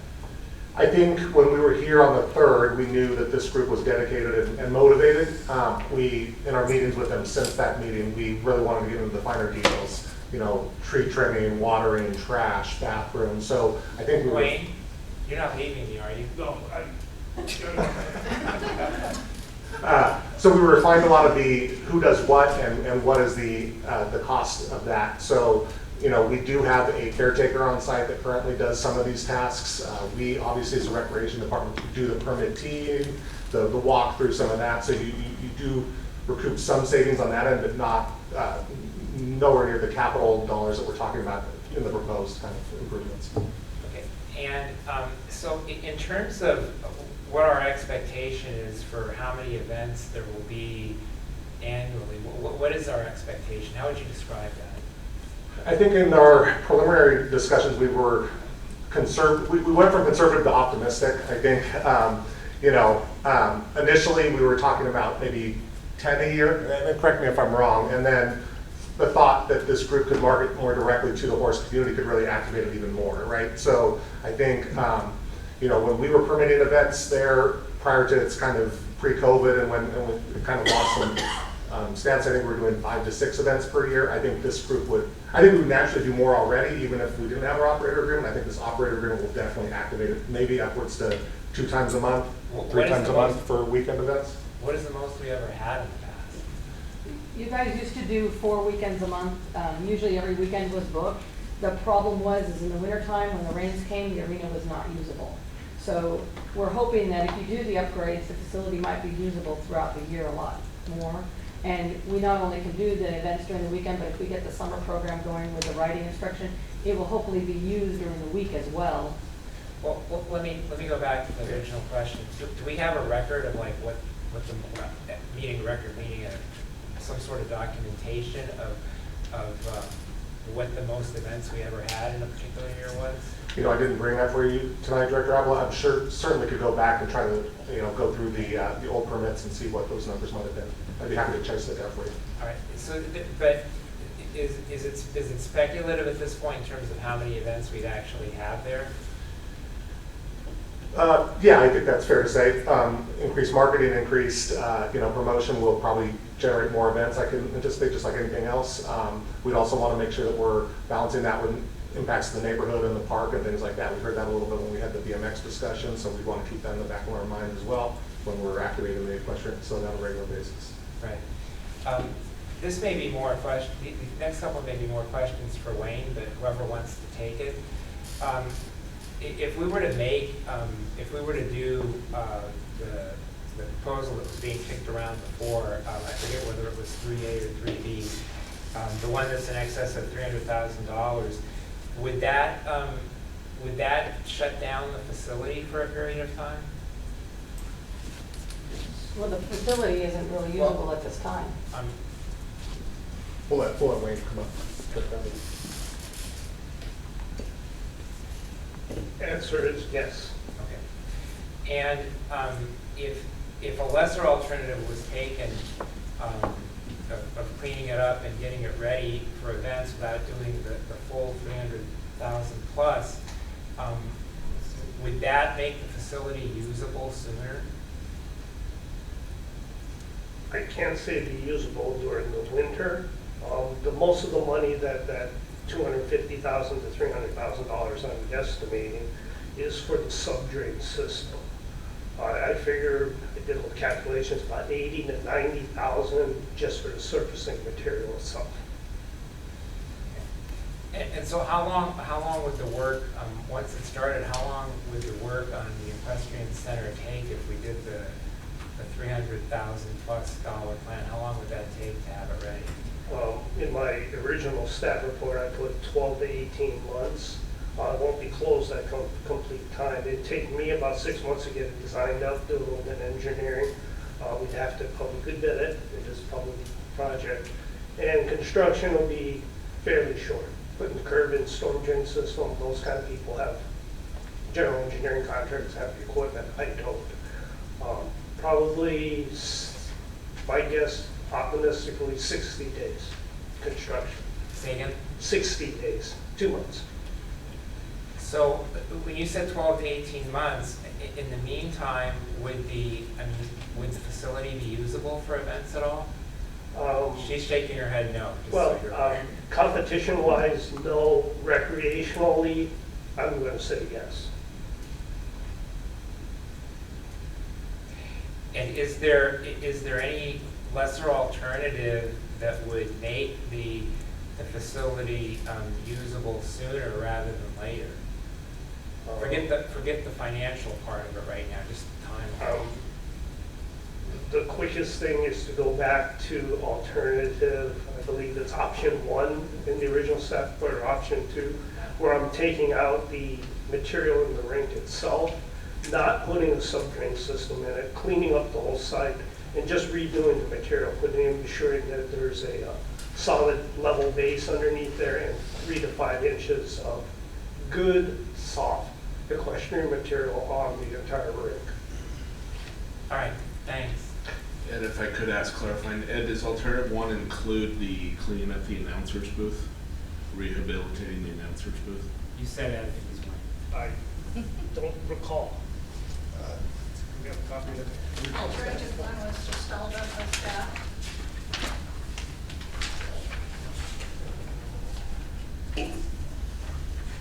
Oh yeah, alternative 2 includes the announcer's booth.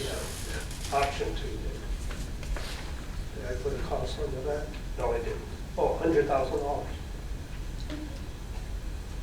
Pretty good. Said about $90,000 for the ring and probably $10,000 to fix up that scorer's booth, and we cleaned up the site through our own staff.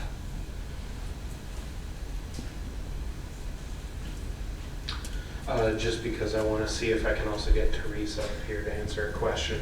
We can go 3 for 3 tonight.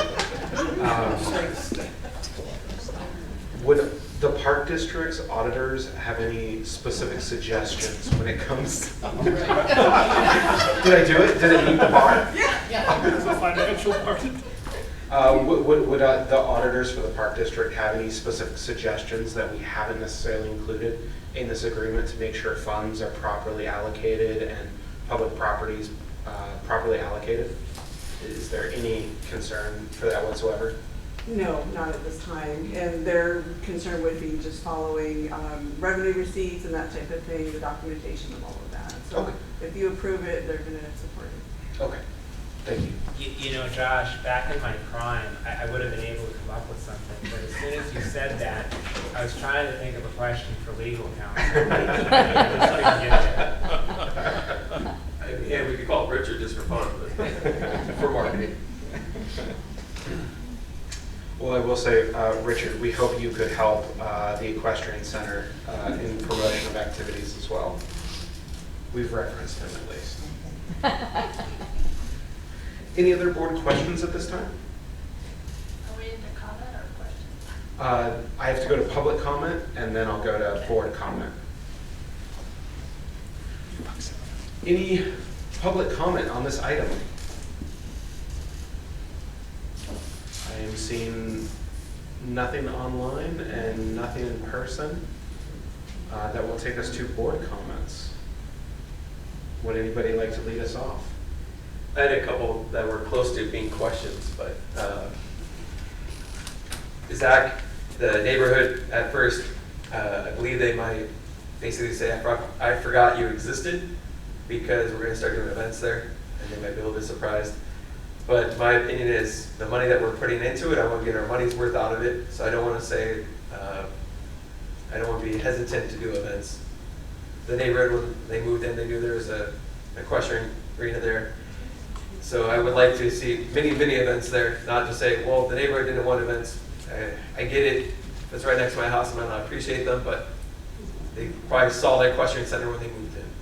So I wouldn't want us to hold back so we could get our money's worth for that. And then Wayne, you might be the best for this, but this would also possibly be the parking for the new trail, for that new area. Is that true?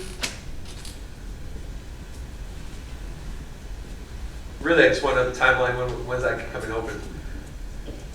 You're talking about the Polk property donation? The donation right behind it, yeah. Yeah. I have to grade the trail down from that.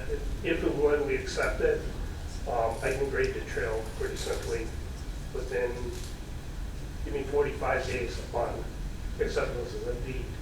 You still have to work out some deed. And we're pretty close to accepting it, is that your understanding?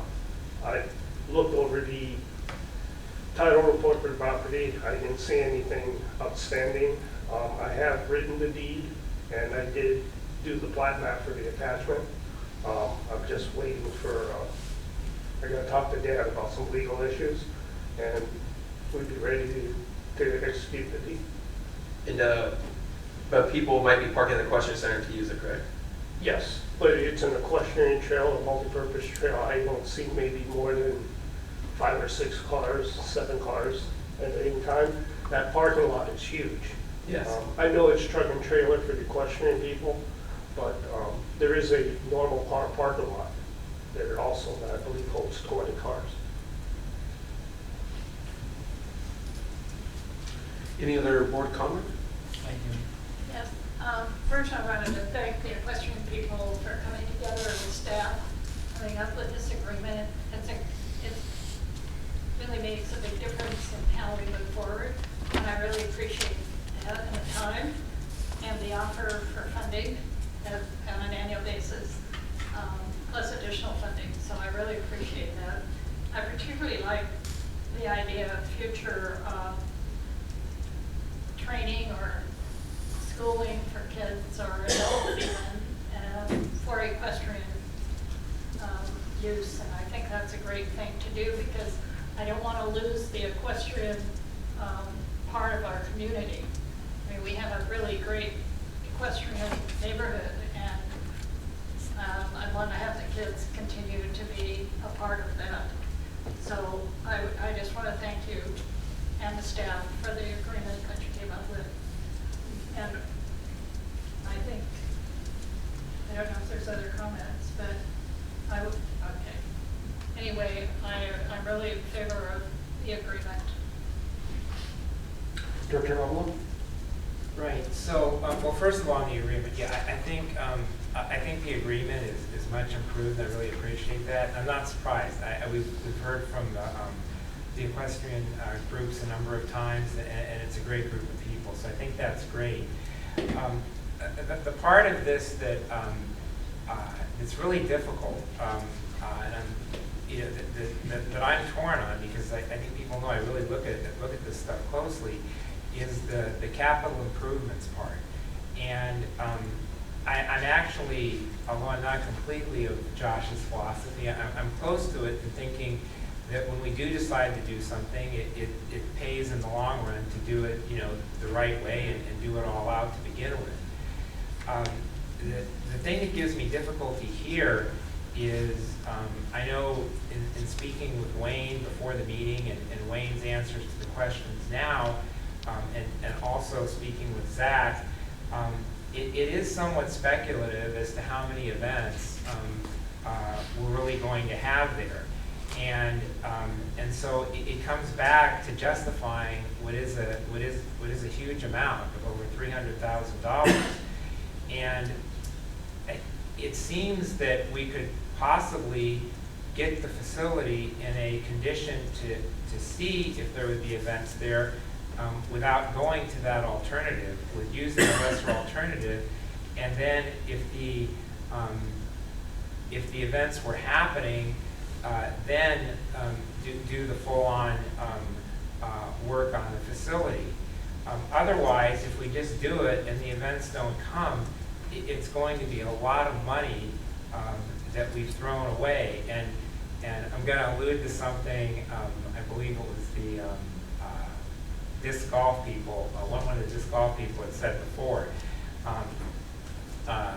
I love Field of Dreams, and James Earl Jones' character and Kevin Costner's character. I realize it worked really well in the movie. If you will build it, they will come. But in reality, in real life, that's a super risky philosophy, and that's my concern on the capital improvements part. So I'm really torn on that aspect of it, because I know from what Wayne and Zach told me historically, it's not like we've had that many events there, and so the question comes back to whether it justifies one, primarily that amount of spending, and two, that lengthy a period of time until we're even going to find out whether those events will take place. So that's kind of what I'm torn on. Director Denner, any comment? what, Dan or Wayne, what's that look like if what Ed mentioned about doing it and then finishing or adding on to it? Is that?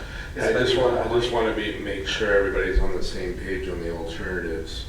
Alternative one that we had presented for the capital is just staff cleaning up basically the existing site and not replacing the arena surface and not replacing the announcer's booth. That cost is the level that can be done by our staff in-house.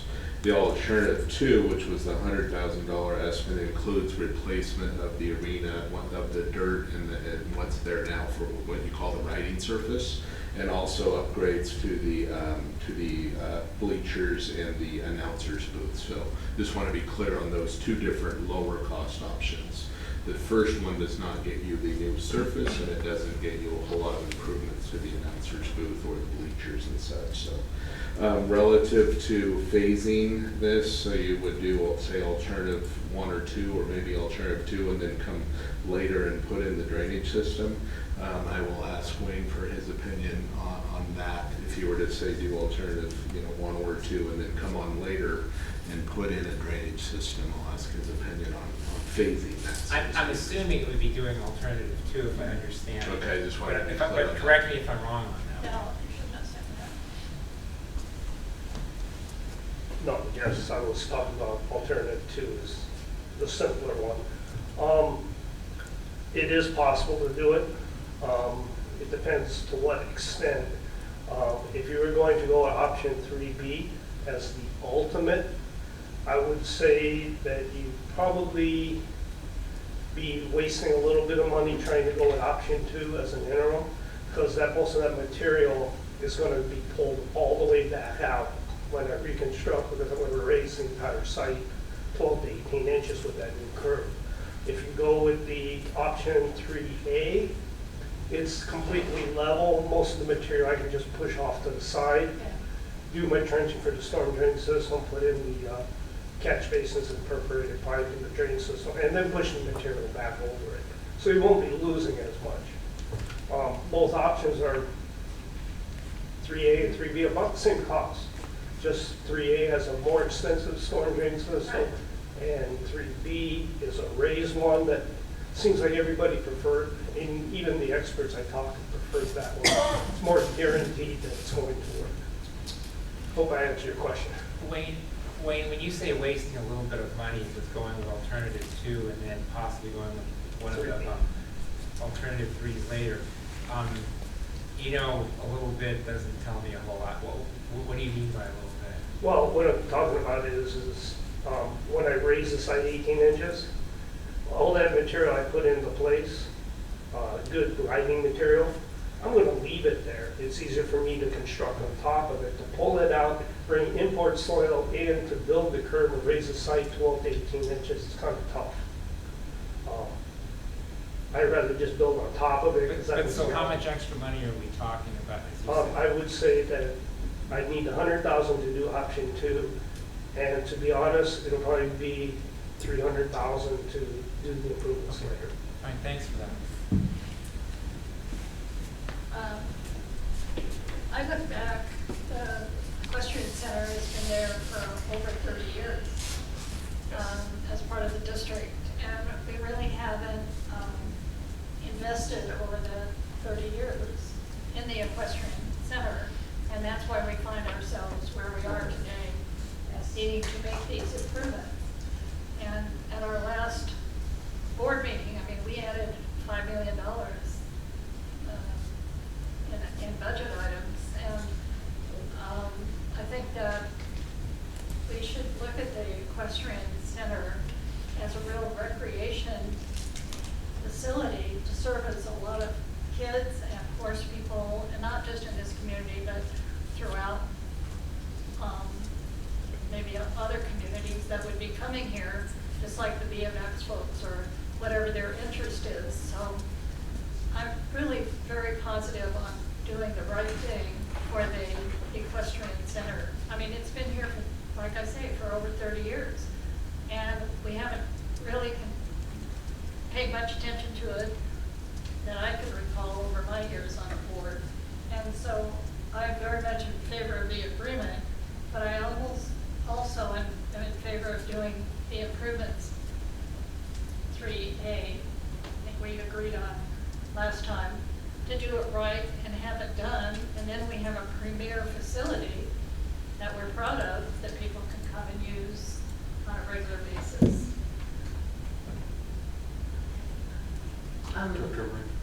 Yeah, okay, I'm in favor of the agreement with the paint horse people.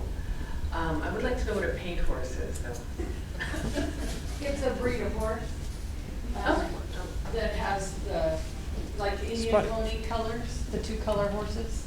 Oh. So it's colored horses. Oh, okay, with like spots? or Yeah, something. Okay. yeah. So it's an actual breed, so we help Yeah. promote the breed. But like I said, you don't even have to own a horse to be in our club. Anybody Okay. can own any horse or no horses and be in our club. Okay, I'm just curious. But yeah, I like your enthusiasm, and we've had a good track record with other people managing this stuff, so I'm in favor of that.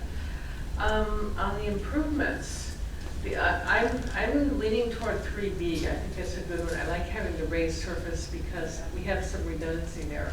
You know, if something goes wrong with the drainage system, the weed holes, you can punch another weed hole in the curb. That would be easy to fix. And if we slope it, like we slope it slightly, everything should permeate and drain the way it's supposed to. The only thing that makes me nervous about that is spending a lot of money and then people not coming. So for that reason, I'm kind of leaning toward maybe option 2. And then in a year, if we find that people are really enthusiastic about it, then just tweak it so it's option 3B or 3. And I realize it's going to probably cost us a little more money, but I don't know, that seems like that might be the best way to go. But yes, I want to do it right. I just don't want to spend piles of taxpayer money and then find out we overspend on something that's not getting used as much as we thought it would. Director Denner, Director Avila, any additional comments, or I can provide my own first? I do like the agreement, and I appreciate that the community listened to the feedback and the specific things that asked for to be in it, and they went beyond. And I think we know that the youth part was going to be a motivating factor for me. And then Wayne, 3A and 3B, I'm seeing it as approximately the same cost.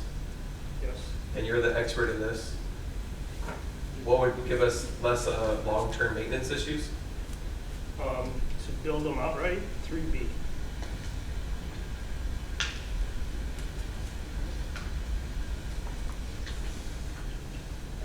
Yeah. So just a couple things. Again, I've already stated, I think the agreement's great. I have no problem with that. I'm kind of where Kate is. I almost think in this case the prudent thing would be to go with alternative 2 and see if see what kind of how many events we have, and that may actually wind up saving us money in the long run based on what we find out. The other aspect of going with number 2 is we have to remember, I know we had a rainy season this past season, but that's not really too common around here, and I just don't know how big of a concern that would be, especially short term while we're finding out how many events we have. But again, I am, for reasons I discussed, I am torn between whether we should go with 2 first and see what happens, or just do 3 right away. I will have one other thing. I mean, regardless of what we decide, if and when we put it in the budget, in terms of what we previously discussed in terms of budget priorities, and I realize we seem to have the money right now to do a lot of these things simultaneously, but understanding that could change, it doesn't change in terms of what my budget priorities are. So I'll just leave my comments at that. I was a little bit confused. Kate, which one were you leaning towards? I'm leaning toward B, the one with the raised surface. 3B? 3B, 3B as in boy.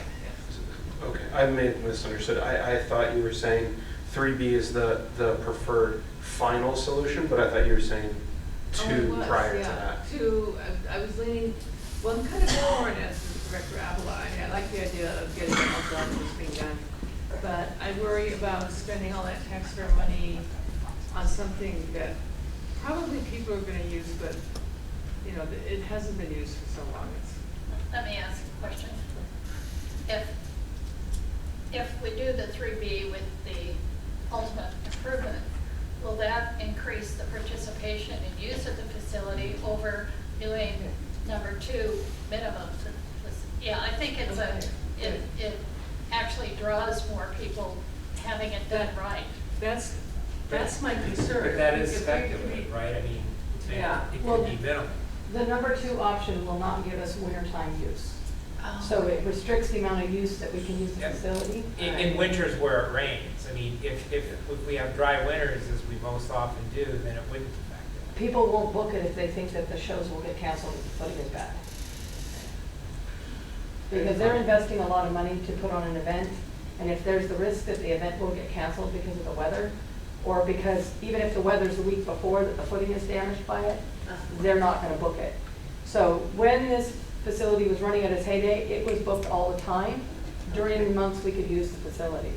So that's where I was gonna say that by doing the higher upgrade, we're happy with any improvement at this point because it has been kind of the neglected child, that we would like to see some attention to it. We would be happy to have number 2 option, but if you really want to make that facility be marketed, I think the 3A or 3B is going to be better. The other concern I have with doing 2 and then coming back to 3 is if we start getting people using it and then we have to tell them we have to stop to do another project, you got to realize it's like having a restaurant where it's been closed or no service for a long time. We have to work really hard to get it back and going again, and then we're going to have to stop everybody, and that means they're going to go elsewhere again, and then we'll have to rebuild again. Okay. So that is just a concern that I would have if we're going to delay improvements. Okay, that sort of changes my thinking a little bit.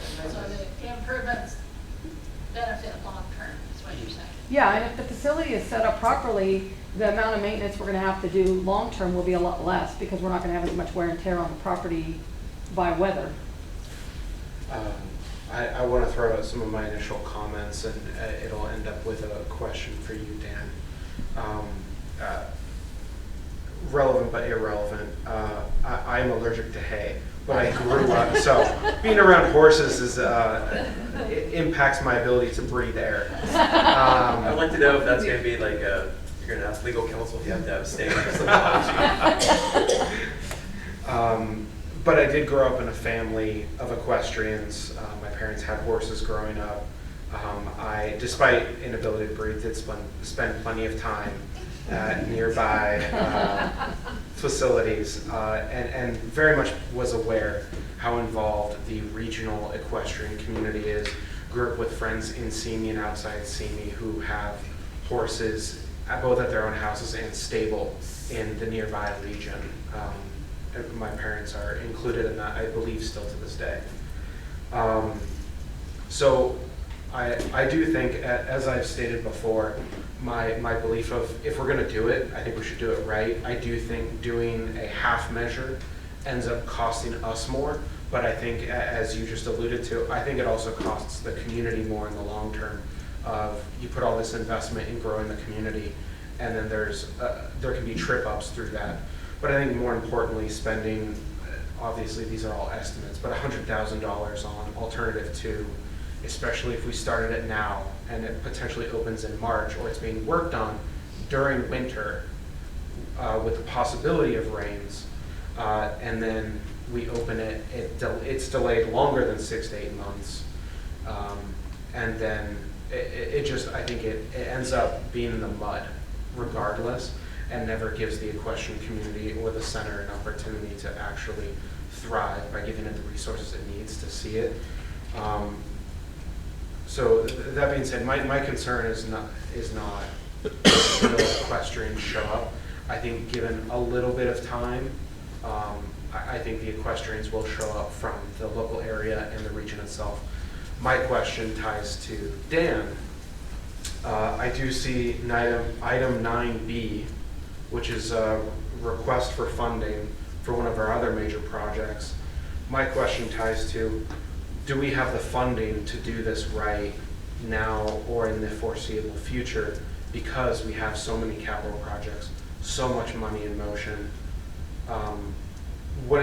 I understand there's expected timelines, but that is, I think, 12 to 18 months for option 3B, but that is, I think, assuming good conditions and we have funding and we can start. and their staff time for it. Keying off of Director Avila, it's all depending on priorities, and we know Sure. we have lots of other requests in the community. So if this is a priority of the board as of now, yes, we do have appropriate funds to do this project. That is pending other things that are out there that the board has heard from the community on. So, but as of now, this would be, we would have funds for this. Let me give you a more specific hypothetical then. If our other top priorities, as the board has alluded to in this budget, if the equestrian center stays the same level, I don't know how to give a number for that, but we've listed about 5 other huge projects. Would we still have funding for the equestrian center given those 5 see no delays, no changes in funding? Correct. We would. All the projects that I understood to be the board's priorities are already included in the budget. Okay. And we have funding that we could add this to that list. Okay, so referencing 9B. With the caveat, remember I said we have, our insurance claim still needs to be closed. And we're still working through our COVID audit, so that is, and those are going well.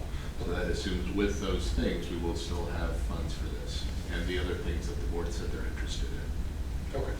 Can I just be a little more specific in that? Yes. Just so that we're on the same page. So that would include BMX, obviously, the recreation area of the activity center, the lighting for the sports fields, and Rancho Santa Susana Community Park, either with or without the parking lot. All of those things would not be affected.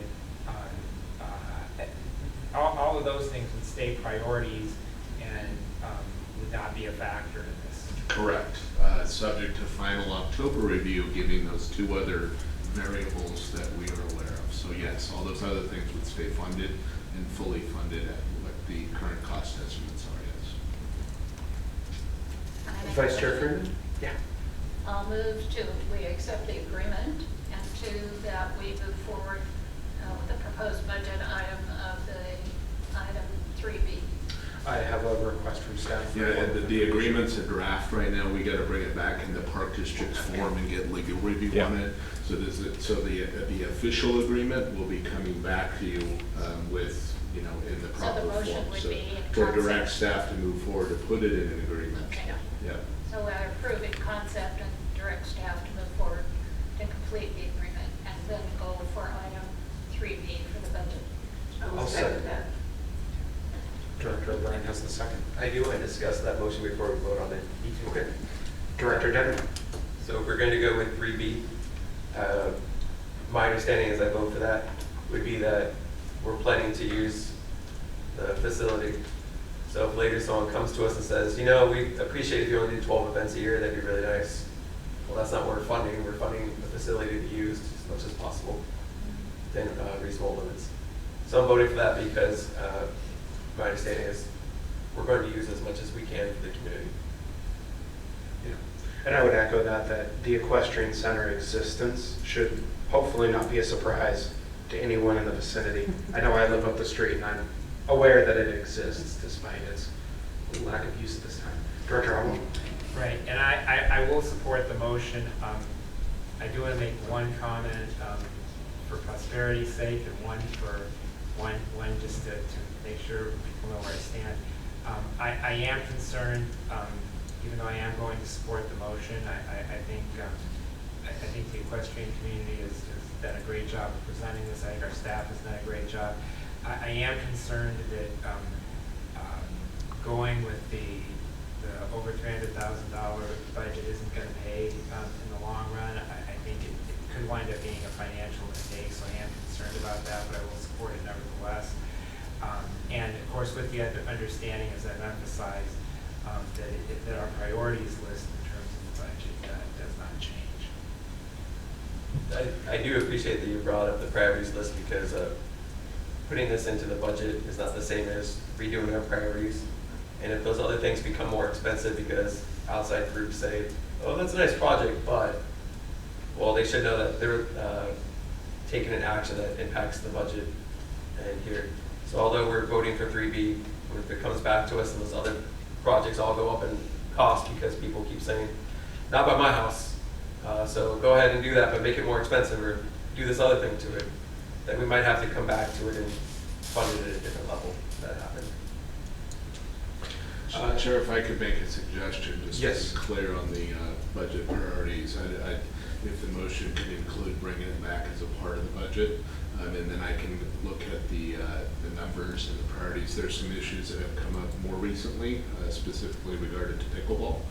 We don't have pickleball funded yet in our budget. I know that's a board priority, or we've talked about it. But And I thank the district manager. I meant to include that Right. on the list because that, we'll be talking about it later, but that did come up in Oak Park. I'm sure it's going to come up again in Simi Valley, and I meant to include that as part of that. Yeah, and I want to, and now that I think about it, pickleball, we don't have any funding appropriated for pickleball right now. So I need a little time to evaluate the numbers to see how this might impact any future other priority you may have regarding those requests.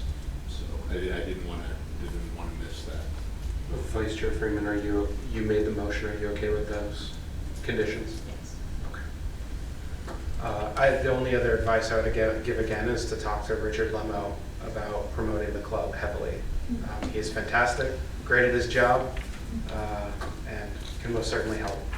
A motion has been made. Can we do roll call, please? Director Evelyn. Aye. Director Dennert. Yes. Director O'Brien. Yes. Vice Chair Freeman. Yes. Chair Gray. Aye. That motion passes with a unanimous vote. Would you say that there was 0 nay votes?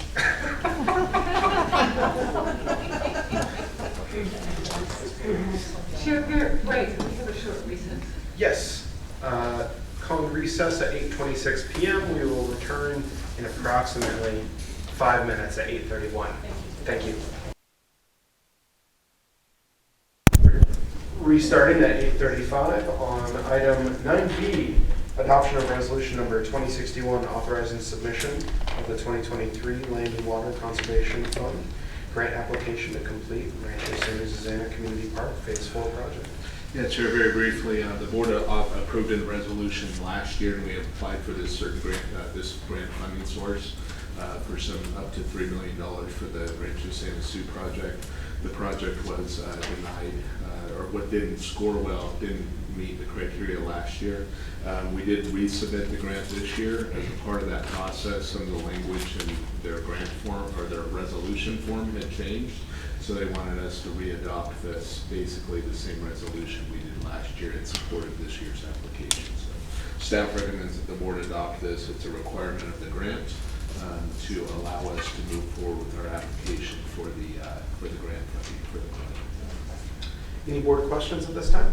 I would note we're also optimistic. We've had a lot of conversation with the staff there, and they actually made a site visit to the park, the granting staff, so that tells me that our project is being more seriously considered this year than it might have been last year. So That's great to hear. This is a federal grant, right? this is a federal grant, it's federal funding that's passed through the state to us. So the state does have a role in it. Any other questions? Okay, public comment? I do not see any members of the public, I believe. So no public comment. Board comments, any board comments? What do you think our probability is? Any idea? I would say 40% chance of getting it funded. And do they partially fund? There's 115 million of requests this year, and there's 30 million available. The reason I say it's 40% because they have been interacting with it. Usually if they're not that interested in it, we won't hear from them. But they've actually called us and that they're following up on data and information, and they actually made a site visit, so that ups it to that. That being said, it's very competitive. Obviously, that's about a 30% amount of money. So for that pool of money, are we competing regionally, statewide? Statewide. Statewide. Have we reached out to any of our community partners on endorsing our application? The Chamber of Commerce, Member of Commerce? We have letters as part of the application that support the application. Also, we asked about that, and we were specifically told to, on this particular one, to refrain from that type of effort. So, fair enough. I understand what you're saying. Dan, do they partially fund, as in they don't grant everything we asked for, but they do Yeah, some? so the total project, I think we submitted it, it didn't include the lights at the time, was about 6.5, 6, 7. They fund 50% of the project, so it's up to 50% of the project, and then they can fund amounts less than the up to amount. So they can fund a range up to 50% of the total project cost. And So who it worked could on this? anywhere between up to that amount. Who worked on this grant with you? Sandy and Richard and Jennifer Santos and Tom Evans have taken the lead. It's pretty extensive to submit a grant like that. And then initially we're using some consultant help, which I think is good. They do kind of help us with that. Last year we paid for the consultant to do it. Now that we already have the application from last year, all the staff updated this one in the house, and that was the group of folks that worked on it. This would be huge if we got it, so to you and your team, you'd be the man if Yeah. this comes through for us. Appreciate it. Thank you. This is great work, whether or not it comes through or not. I appreciate the effort, the energy. We've been very aggressive, and the staff's been supportive of us going, as the board knows, we've gotten quite a few grants, and we continue to do that. That does take work, and the staff's been supportive of contributing to the effort to apply for grants. To be strategic about the ones we apply for, but we try to find those opportunities and submit the projects that we think are going to be competitive. The results have been outstanding along the board. We had the recent one also through the state budget that Brian, you may want to mention. Now or later. What's that? I missed that. We got a recent appropriation in the state budget. Yes. Oh, yes. And we haven't, we're still working with the assembly member that secured that, so. You had told me before we wait on. We may want to give it a little time. Yeah. It is great news, and it is exciting. Okay, we need a motion. Motion to adopt the resolution. I'll move to adopt the resolution. I'll second. Can we do a roll call, please? Director Evelyn? Aye. Director Dennert? Yes. Director O'Brien? Yes. Vice Chair Freeman? Yes. Chair Gray? Aye. Motion passes with a unanimous vote. Thank you. That will take us to item 9C, approval to prepay the district's CalPERS pension plans, unfunded accrued liability for fiscal year 23-24. Ms. Pennington will provide staff's report. Chair Gray, members of the board, the district's pension provider, CalPERS, offers a discount if the total annual payment for the unfunded liability is paid in one lump sum. After considering the interest we would earn on the funds if we were to pay month to month, the district has the opportunity to save $14,949 approximately in total cash savings for the current fiscal year if the full obligation of $1,065,842 is paid by July 31st. And that concludes my report. I'm happy to answer any questions. Any board questions? How much are we saving again if we pay prepay? $14,949. And we have the funds, of course. We do. I'm fortunate to have the cash flow to be able to do this. It used to be a higher amount with the interest rates are lowering, but now that we're earning more on our own money, the benefit isn't as high as it was in previous years, but there still is a benefit. Yeah. Any other board questions? Any public comment? I see no public. Any board comment?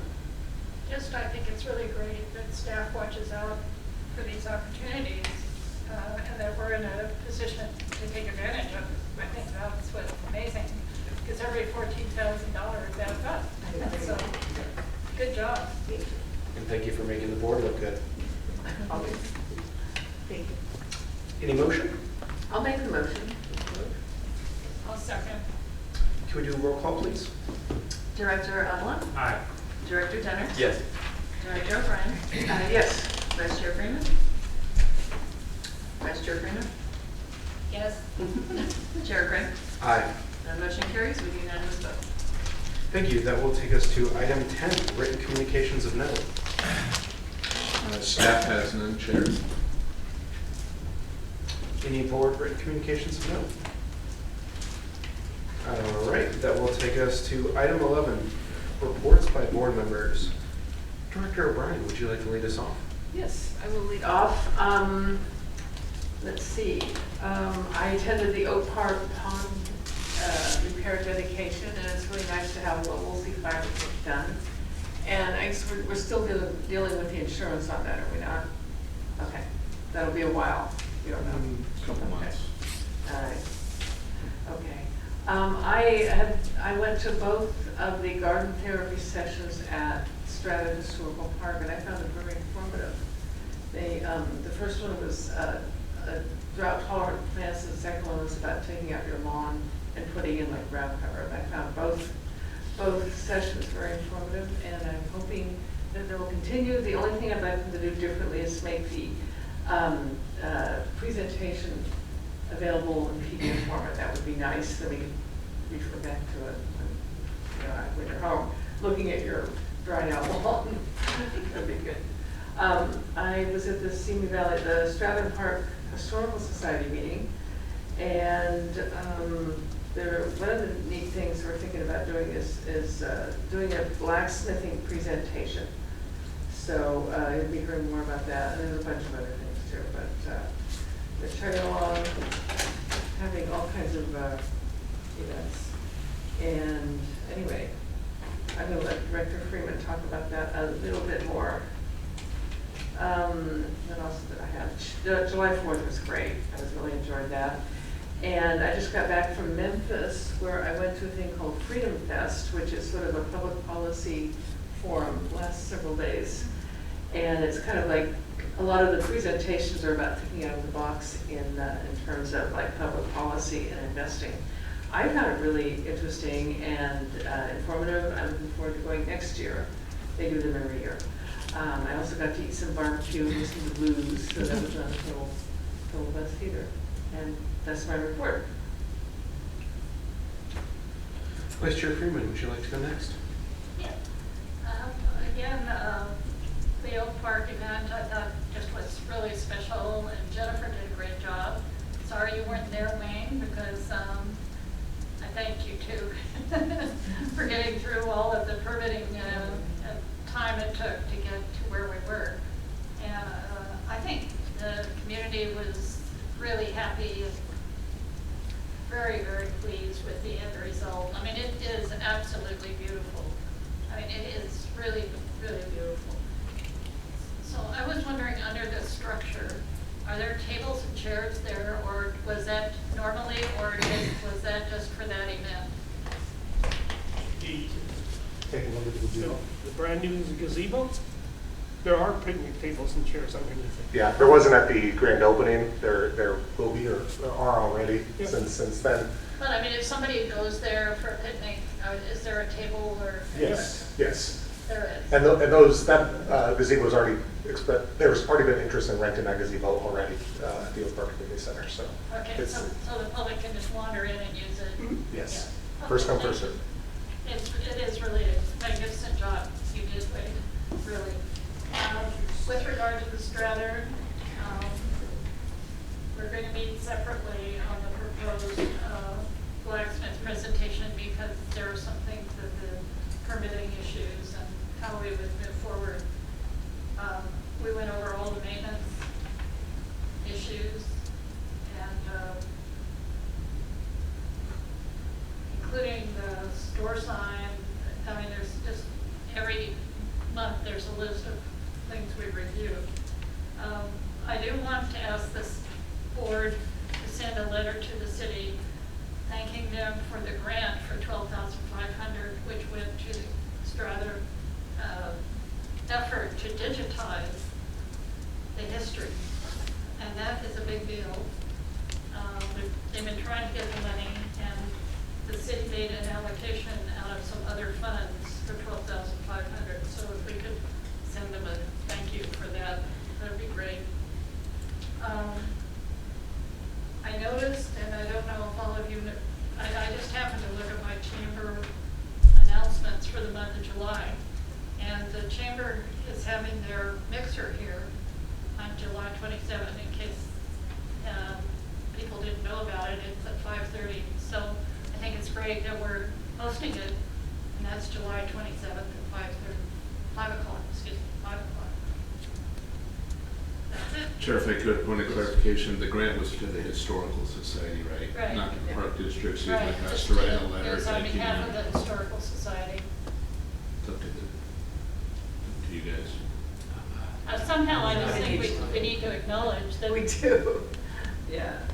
You know, that's a positive thing that's for the Yeah, Historical I'm Society. just clarifying that it wasn't directly to, it was to the Historical Society. Yeah, That it was. benefits the Park District Right. as For well. the purpose of digitizing. And I also thought the fireworks were incredible, and we talked about that. It was great. Thank you. You're not inclined? Are you opposed if I as chair sign the letter? Yeah, I don't, it just doesn't seem in the purview of what we're doing here as a park district, so I wouldn't want my name on Any feelings on it, Director Denner?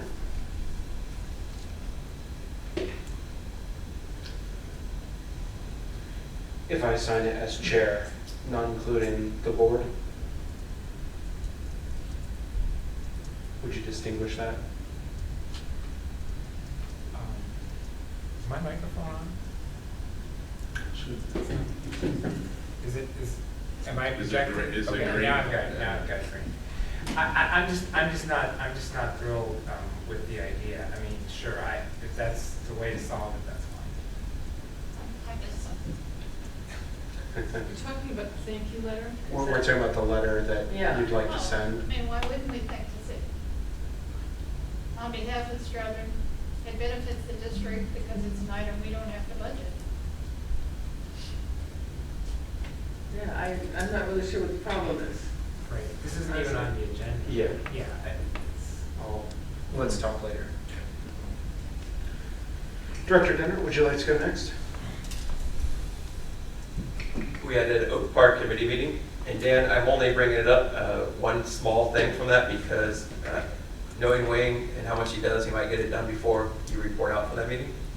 But we were talking about the exercise equipment along Medina Creek, and maybe placing it back, and what equipment could be removed if it needed to be. But I just want to be very specific, it's only a suggestion, and I would be against removing the rope. There's a rope climb, I would like that rope climb to remain.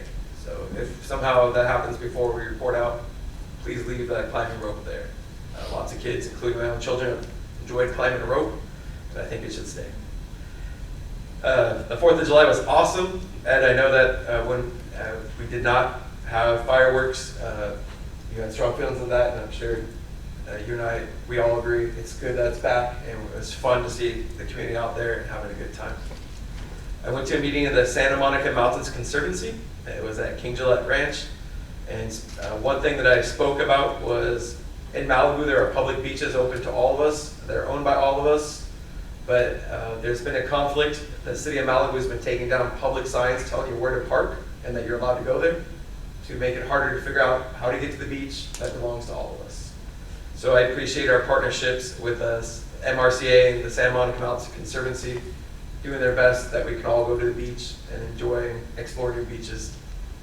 I went for a ride along with the park rangers. One of the issues that came up often along the arroyo that I saw that riding a bike was better for than patrolling in a car was homeless people along the arroyo in different places. And Chief Ranger Rosales is an expert. He knows their names. He's talked to almost all of them, not quite all. He knows their contact information and who might work with them and help them.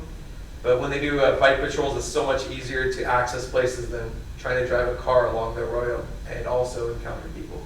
So I had fun. I got a workout, but I also learned more about their responsibilities in protecting the community. The Oak Park Lagoon opening was amazing. The reason I say that is to see how excited the community was in Oak Park to see it there. Also, I don't know, Wayne, how that water's still clear. I keep checking back. It's the middle of summer. But that water is the clearest water I've seen in a public park in a long time. I attended music in the park last weekend.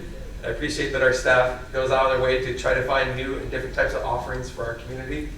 It wasn't as well attended as some others, but for whatever reason, it could have been the heat.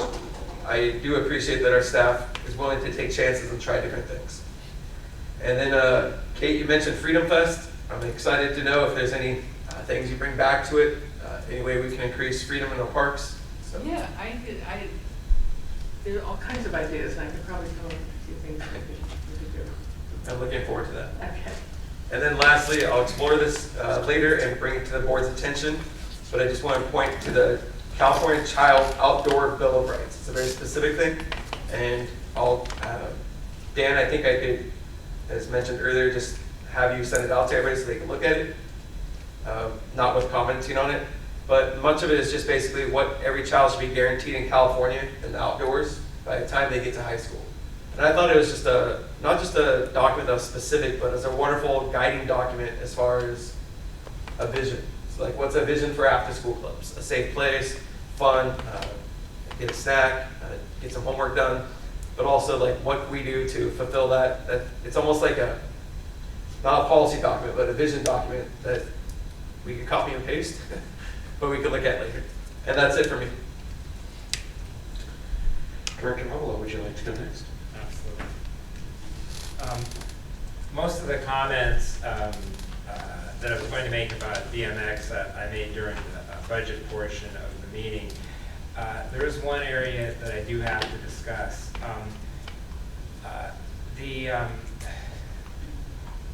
We've had, in many respects, a great relationship with the city, but so far, not so much on this particular issue. There's a lot of people who have really put themselves out for this issue. I know Brian has, I have, and certainly people within the community, and specifically the BMX community. So I do want to indicate that I was unhappy with, and I'm certainly distancing myself from a quote that our district manager made in the recent Acorn article, where it was, quote, "On behalf of the BMX community, we appreciate the city's ongoing partnership on this project." That quote fails in 4 different respects. One, it's not accurate. Right now, alarmingly, there is no existing partnership with the city.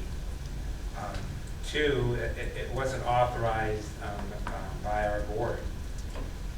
3, I issued a challenge, which I issue again tonight, to our city council members,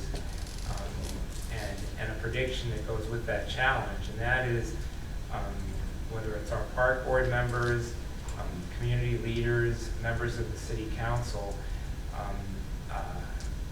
those who vote to make this BMX track happen soon will be on the right side of history. Those that don't probably won't find themselves there, and I truly believe that. I mean, this really has become a heart-jerking issue in terms of how long it has taken us to get to that point and how close we are, and then it keeps being pulled away from the BMX community. And finally, while I don't like to speak for anyone else, I'm reasonably confident that the BMX community wouldn't have wanted the district manager speaking on their behalf, particularly with that quote. So I did want to express that. The next issue I wanted to discuss, I wanted to briefly discuss where we go forward in the future as far as golf fees are concerned. And I must say, I'm glad it's been about a month or so since our last meeting. I was kind of infuriated by my colleagues on the board for their vote on the golf fees. But then, you know, I had to look at it, and essentially they were following a recommendation that was made. So I think the problem wasn't with, you know, following a recommendation. I think the problem is some of the flawed information that came with that recommendation, and that's what I would like to see improved in the future. That recommendation had no meaningful analysis of economic supply and demand. There was insufficient statistical data to make a good recommendation. And there was a rating system of local golf courses that was based on the opinion of one person, not even a survey that was done. So going forward, the first thing I'm going to do is request that next year when we discuss the golf fees, that we have it placed on the agenda either in January or February for two reasons. One,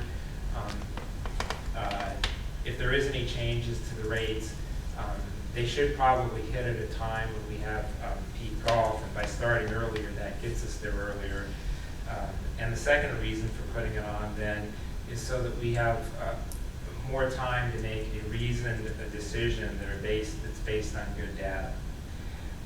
As part of that, I don't know the full staffing situation, but I would ask the district manager if we have anybody on our staff that has some sort of economic background that can help with a supply and demand analysis that I think has been lacking. The third thing, and I think in this day and age, in the year 2023, it's not something that's difficult to implement, but that we implement a better tracking system, not just for the overall number of rounds that are played, but how many rounds are played at different times, specifically peak hours, which is where I think we're really missing out here. And fourth, that at least we do some sort of analysis, as Director Dennert had suggested at the last meeting, not necessarily that we adopt it, but that we at least do some analysis and some reasoned consideration of dynamic pricing. The final comment that I want to make on golf fees is I believe it was in a letter to the editor in the Acorn, and then I have heard some other grumblings about instituting the membership fee. And while I didn't support the stance that the board took on the golf fees, I was in agreement with the purpose and the effect of the membership fee. However, I do want to say that for those golfers who are benefiting from the previous policy, it's no fault of theirs. I mean, they got used to a bad policy that was in effect way too long, and so they had a certain expectation, and that expectation is now gone. So I do feel for them, and I do understand the frustration in that letter to the editor and to those golfers. It just brings back to the fact that we shouldn't have had such an unfair policy that lasted for such a long time. As far as appearances, and I didn't give a report at the last board meeting, so I'll back up to include the things since the last time I've given a report.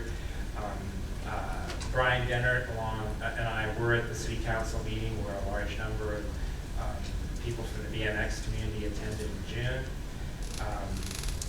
In June, I attended the music. I wasn't available this past Saturday, but I did attend the Music in the Park Angels Roost. Great choice, great band. I will echo though, a little bit concerned about the attendance. It wasn't quite what we're used to, although I do know that the June concerts sometimes are lower in attendance, so I do account for that a little bit. But anyway, it was an excellent choice of a band. They did a really good job. I attended the the Oak Canyon Community Park Lagoon opening. I mean, what can you say? It was awesome. It was just great work that was done, and it was a really nice event. 4th of July fireworks, again, I was going to do it whether we had it on our agenda or not, but definitely a shout out to Kiwanis for all their great work on that. Again, there were a lot of kind words, especially when Justin Hansinger performed, not just thrown my way, but the entire district's way, and real appreciation for the district and the crowd. And so that was really nice. Again, I did run into all 5 council members there, spoke with 3 of them about BMX. And yes, for the first time in a long time, Jill and I stayed for the fireworks. It was a great show. It's a little bit of a bittersweet thing for me to have to say, because the reason we were able to stay with the fireworks show is because Patrick's not with us anymore. So you know, I don't know that fireworks are quite the same for me anymore anyway. But we did stay for the show, and certainly it was a great fireworks show. We did have a phone meeting regarding BMX, which I've already discussed with Dan, Brian, myself, and the city manager. And then we did have the Oak Park Committee meeting. We'll have a more detailed report from that, I trust, at our next meeting, Dan. I'll do it now, and then I'll do it again at the next meeting. But I will, based on discussion and a vote that was taken at that meeting, I will ask that in the reasonably near future, that the discussion of additional pickleball courts in Oak Park be placed on a future agenda.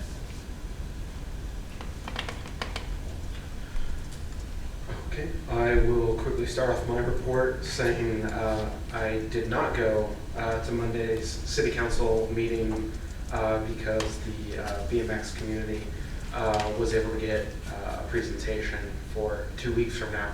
So despite planning on going, I think I was able to make a decision an hour ahead of time and realize I may be the only person there speaking on a topic that they wouldn't talk about for 2 weeks.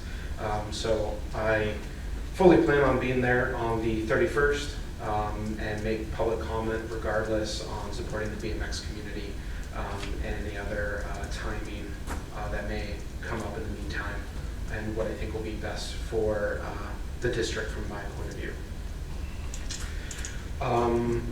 To quickly address some of Director Avala's notes, I do want to say I'm fine with new timing for golf fees as long as it makes sense for the district and our agenda and scheduling.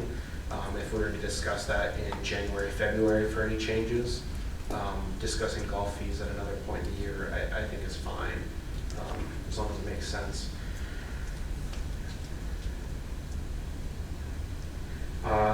And on another note, I'll say I think complaints are normal when changes occur. People are bound to complain, especially when they, with knowledge or not, we're in a position of privilege and that is removed.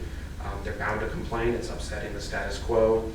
And I'll say in terms of the district making changes, I think the district, much like any large entity, especially government, can be viewed as a ship, and changes take time and are slow to turn.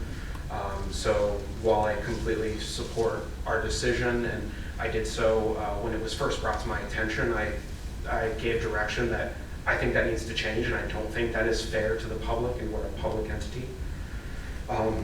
So complaints are normal, and as for, there were some other notes in that letter that I think are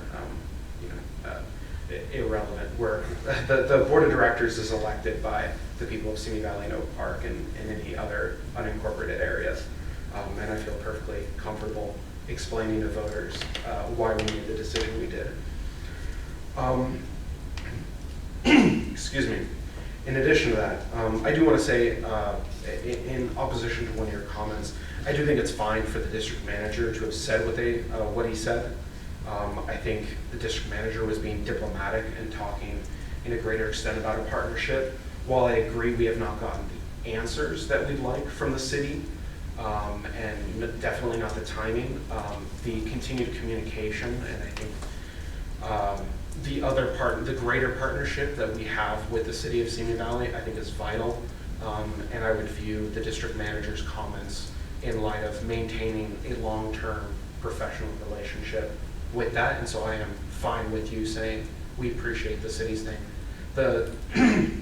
excuse me, the city's partnership, and we appreciate their partnership. I think that's just being diplomatic without saying we agree and we're okay with what's happening in this moment.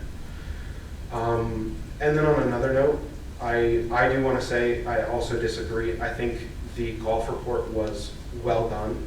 I think it was from a subject matter expert on a very dense topic. I think that report was something that was pages long, incredibly dense, very specific, and reading through it clearly from a professional So it's one of those, I think, reasonable people can disagree, but I do think I would stand by that vote. And unless the subject matter expert or another subject matter expert on this specific topic said this is where the thinking and logic of the report was deeply flawed, I would stand by that report and stand by that vote. And just like our golf manager brought forth new ways of bringing money with the Tracer program and the win-win of the, not rewards program, but the annual fee of signing up for courses early. I think that was a great win-win solution that is equitable and fair, and it's one of those, if people can still reserve ahead of time. They may not get their ideal booking anymore, but everybody has a fair chance to get that. So I do want to stand by that report and stand by our member of staff who made that report. He's a subject matter expert. He will know, and I'm sure has forgotten more about golf than I'll ever know. I think at most I've held a golf ball and I've held a golf club. Haven't even swung it.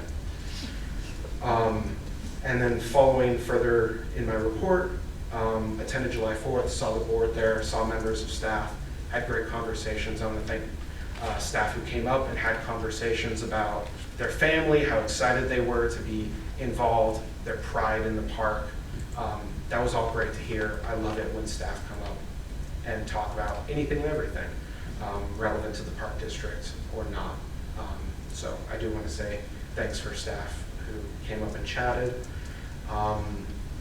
In addition, I forget the day, but attended Simi Pride for a quick little bit. Fantastic event. It appears to be growing each and every year. I believe this was the 3rd iteration.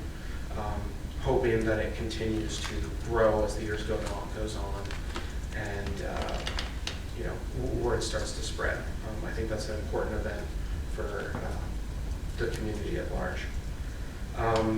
After that, walked over to Aquapalooza, but missed all the public being there and ran into staff having a clearly well-deserved break from the heat and letting off some steam after what appeared to be a very packed and stressful day. I could have sworn by the cheers, jeers, yells, and screams that school children were most definitely still at the pool, and it turns out it was just our staff. It was wonderful to see and hear, and I appreciated some of the staff taking time to chat about the day and what it was like. Just for staff's awareness, if there's any desire, August 6th through 9th, I will be in Sacramento on business. If there's any department, any elected official, any project that would be well-timed for me to go speak to anybody up in the northern half of the state, let me know, and I will schedule those appointments with them and talk about the district or whatever else we may need to put in front of people, since I will be there in person. And the last little bit, I'll take a personal note to say that in 3 hours, it'll be the 4th anniversary since I met my wife. I love her very much, and we'll see her in a little bit, hopefully. So you want to get home before 3 hours? I would appreciate seeing her. Just You one know, more. Chair Gray. Yes. Brian Dennard once intentionally made a meeting go after midnight. So I want to point that It was out. already 11:59. I will say, I would be impressed, albeit annoyed, if he could stretch it 2 hours and 45 minutes. So don't even suggest that. Chair, because there's so long between our meetings, there's a couple things I didn't include, but I did have a written communication of note. Somebody sent me a text. Obviously, people might have mixed feelings, but they said about the golf membership, they literally haven't been able to get a morning weekend tee time in years, so they stopped trying. And now that we have this program, if it makes it easier, they'd be happy to sign up for it. So I appreciate that our staff brought that, or appreciate that our staff came up with a solution like that, because I've received also positive feedback. I talked to Jim Moynihan, he's a school board member in Oak Park, and asked him to prioritize a joint use agreement because it could help us with other issues. So if we get a joint use agreement, it might make pickleball and tennis and other issues easier to solve too. And he mentioned somebody was out on leave, but that would be important. A member of the community sent me a video of drones for fireworks as an alternative. They do drone shows now, and they're pretty spectacular. Just look them up on YouTube. I'm not saying it's a good or bad idea, but it's something to consider. So it's like a laser light show with lots and lots of them. The video will make more sense. I also attended Singing Pride. That's why I like that we had the acknowledgement or statement on social media that people are welcome here, and I appreciate our staff working with the community so that they're able to celebrate and be there at the park. And I did go off the high dive at Aquapalooza, and it was a fun event. How high is that? I'm guessing it's not really that high, but That's what. but when you're going up the ladder, it seems pretty high. I would just like to comment on the chair's comment on the staff report, and I agree with the chair. I thought it was enough information for me to understand the operation and the options. Yeah, likewise. And in regard to bringing fees back first part of the year, or January, February, now it's an annual review, and I think we should just stick to our. It's an annual review that we brought back later this year than we wanted. Yeah, so. I'm making the request to have that on the agenda in January. Well, I made a request earlier too, but it didn't go anywhere, so. Well, but anybody can have an item, that's okay, anybody can have an item put on the agenda. Yeah. I made that request, that's our What policy. I'm saying is that if it's annual and we just did it, then it'll be again next summer Yeah, during the budget okay, process. I have made the request, it's per our policy that I can do that, and that's what I'm asking. And it would be appreciated if we could start implementing some of those things in the analysis that I requested. But I am asking that it be on the agenda in January or February. That's my right, it's part of our policy. Oh, it's your right, and I asked that the Sinaloa be put on the agenda, and that was not a unanimous decision of this board. So. Well, you can still have it on the agenda, it just No. the board wasn't interested. The board chose. It doesn't not have do to be unanimous. I'm asking that this be put on the agenda. It only takes me to ask to do that. I'm not changing that request. On the other note, I think that I agree with the chair that the district manager did the right thing, keeping our positive communication with the city, so. I do want to have make a response to that. I detailed the 4 problems with the word. One is it was not accurate. 2, it undermined my efforts that I was trying to make at the last meeting. But most importantly, the district manager needs to be careful with his words. He said on behalf of the BMX community, and I don't think they would be happy that he was speaking on their behalf. So we just need to be more careful about that in the future. The only other I wanted to add to Director Dennert's notes about golf and price and all that.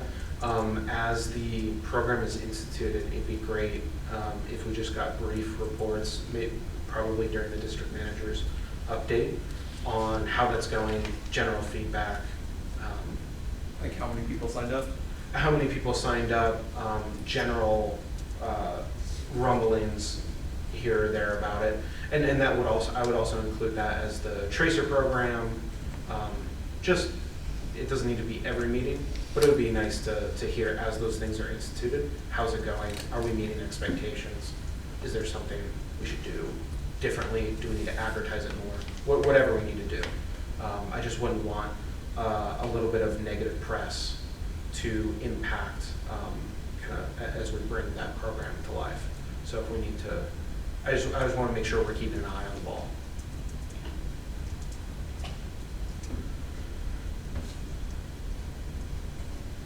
And I believe this will then take us to item 12, report by district manager. Thank you, Chair. I just wanted to give a shout out in addition to Jennifer and Wayne's staff. Jonathan Schwartz did quite a bit of work on the lagoon and he got the project done. So I wanted to give a public shout out to Jonathan for his being the lead designer on the project. I did want to mention the Oak Park Committee meeting. There's several follow-up items that will be on your August 2nd agenda to give a summary of any action items or any direction we need as a follow-up from the Oak Park Committee meeting. We did review with our ranger stats, pleased to report that our numbers are lower than last year. If you remember last summer, we had quite a bit of vandalism and those kind of things. We don't seem to be experiencing that this year, so that's good news.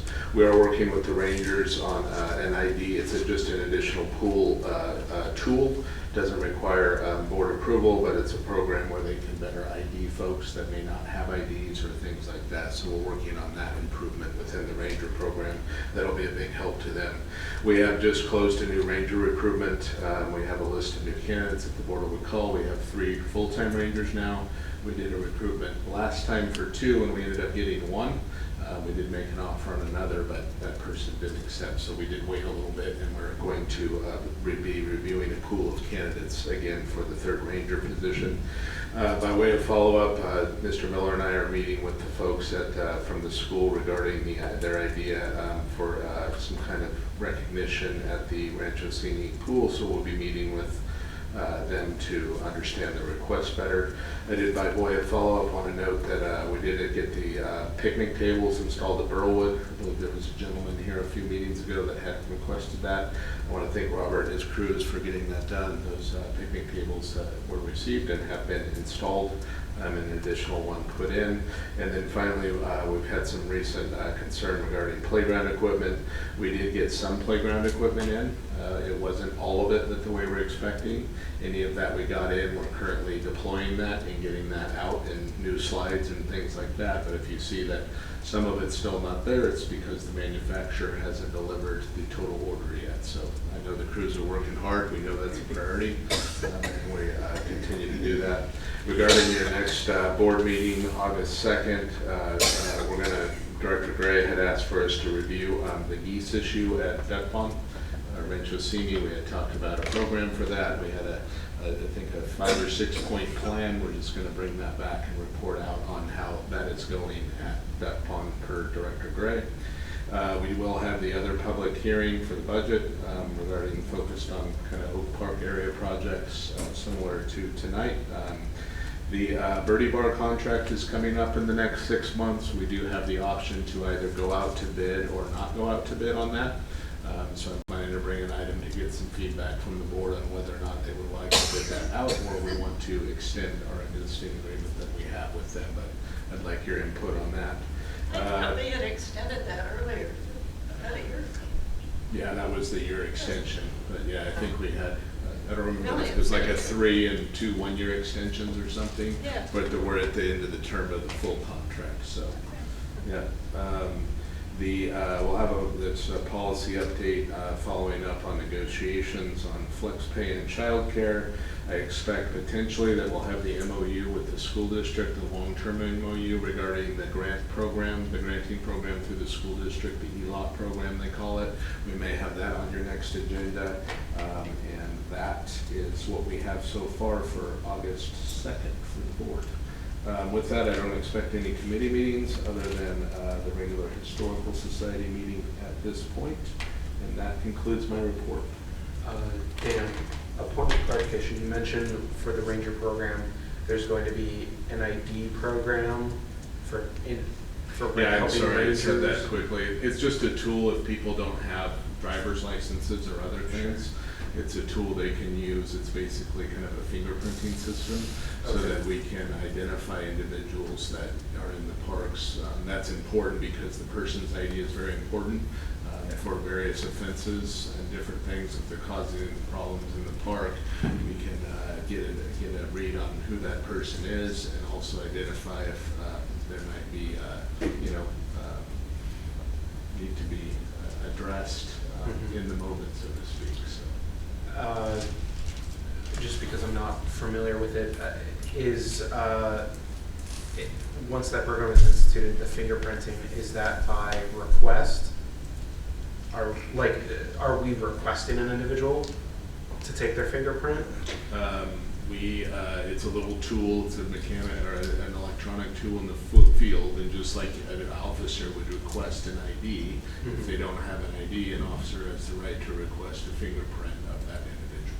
So I don't know the technicalities of that. I can give you more information on the legalities of requesting that or not. Okay, because I'm just not sure. Like, is it a a request and a member of the public can deny the request, or it's like, Yeah, I'm not schooled on the particular, so, but I will look into that to follow up on the answer on that. okay, because I just know if I happen to like leave my wallet in the car and was asked for my fingerprint, I'd be a little bit like, take a hike, no. I'm not sure of that legal. Looks like Teresa may know. The rangers can only activate the device in the event that the individual is going to be issued a citation. So they have to be A having legal committed action. some offense related to the district ordinances, and then they can ask for that Okay. fingerprint. Okay, thank you. Dan, I have a question about your report. For August 2nd, Geese is going to come up. Yes. Could we inform the people that we have an agreement with if they choose to come to the meeting? Sure. Are you intentionally not saying the name of the group in question? The Mother Goose Brigade? Please invite the Mother Goose Brigade.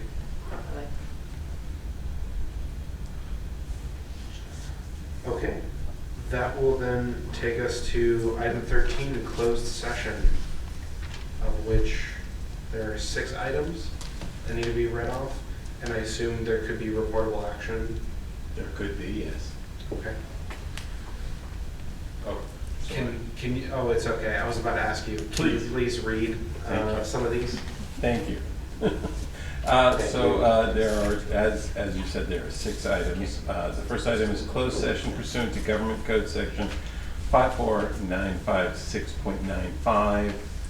The claimant is Stephanie Powers, and the agency claim against is the Rancho Simi Recreation and Park District. The second closed session item is closed session pursuant to Government Code Section 54957, Public Employee Performance Evaluation, Title District Manager.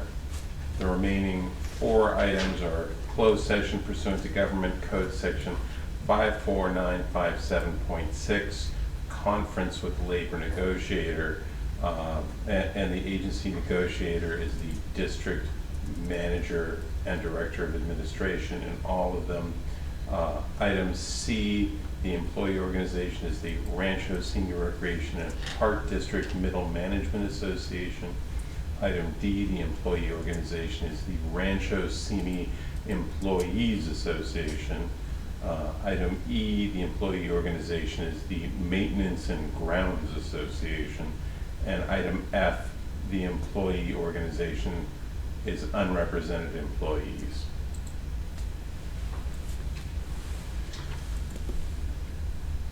Do we enter closed session? Yes. We'll get the Take off folks. the recording?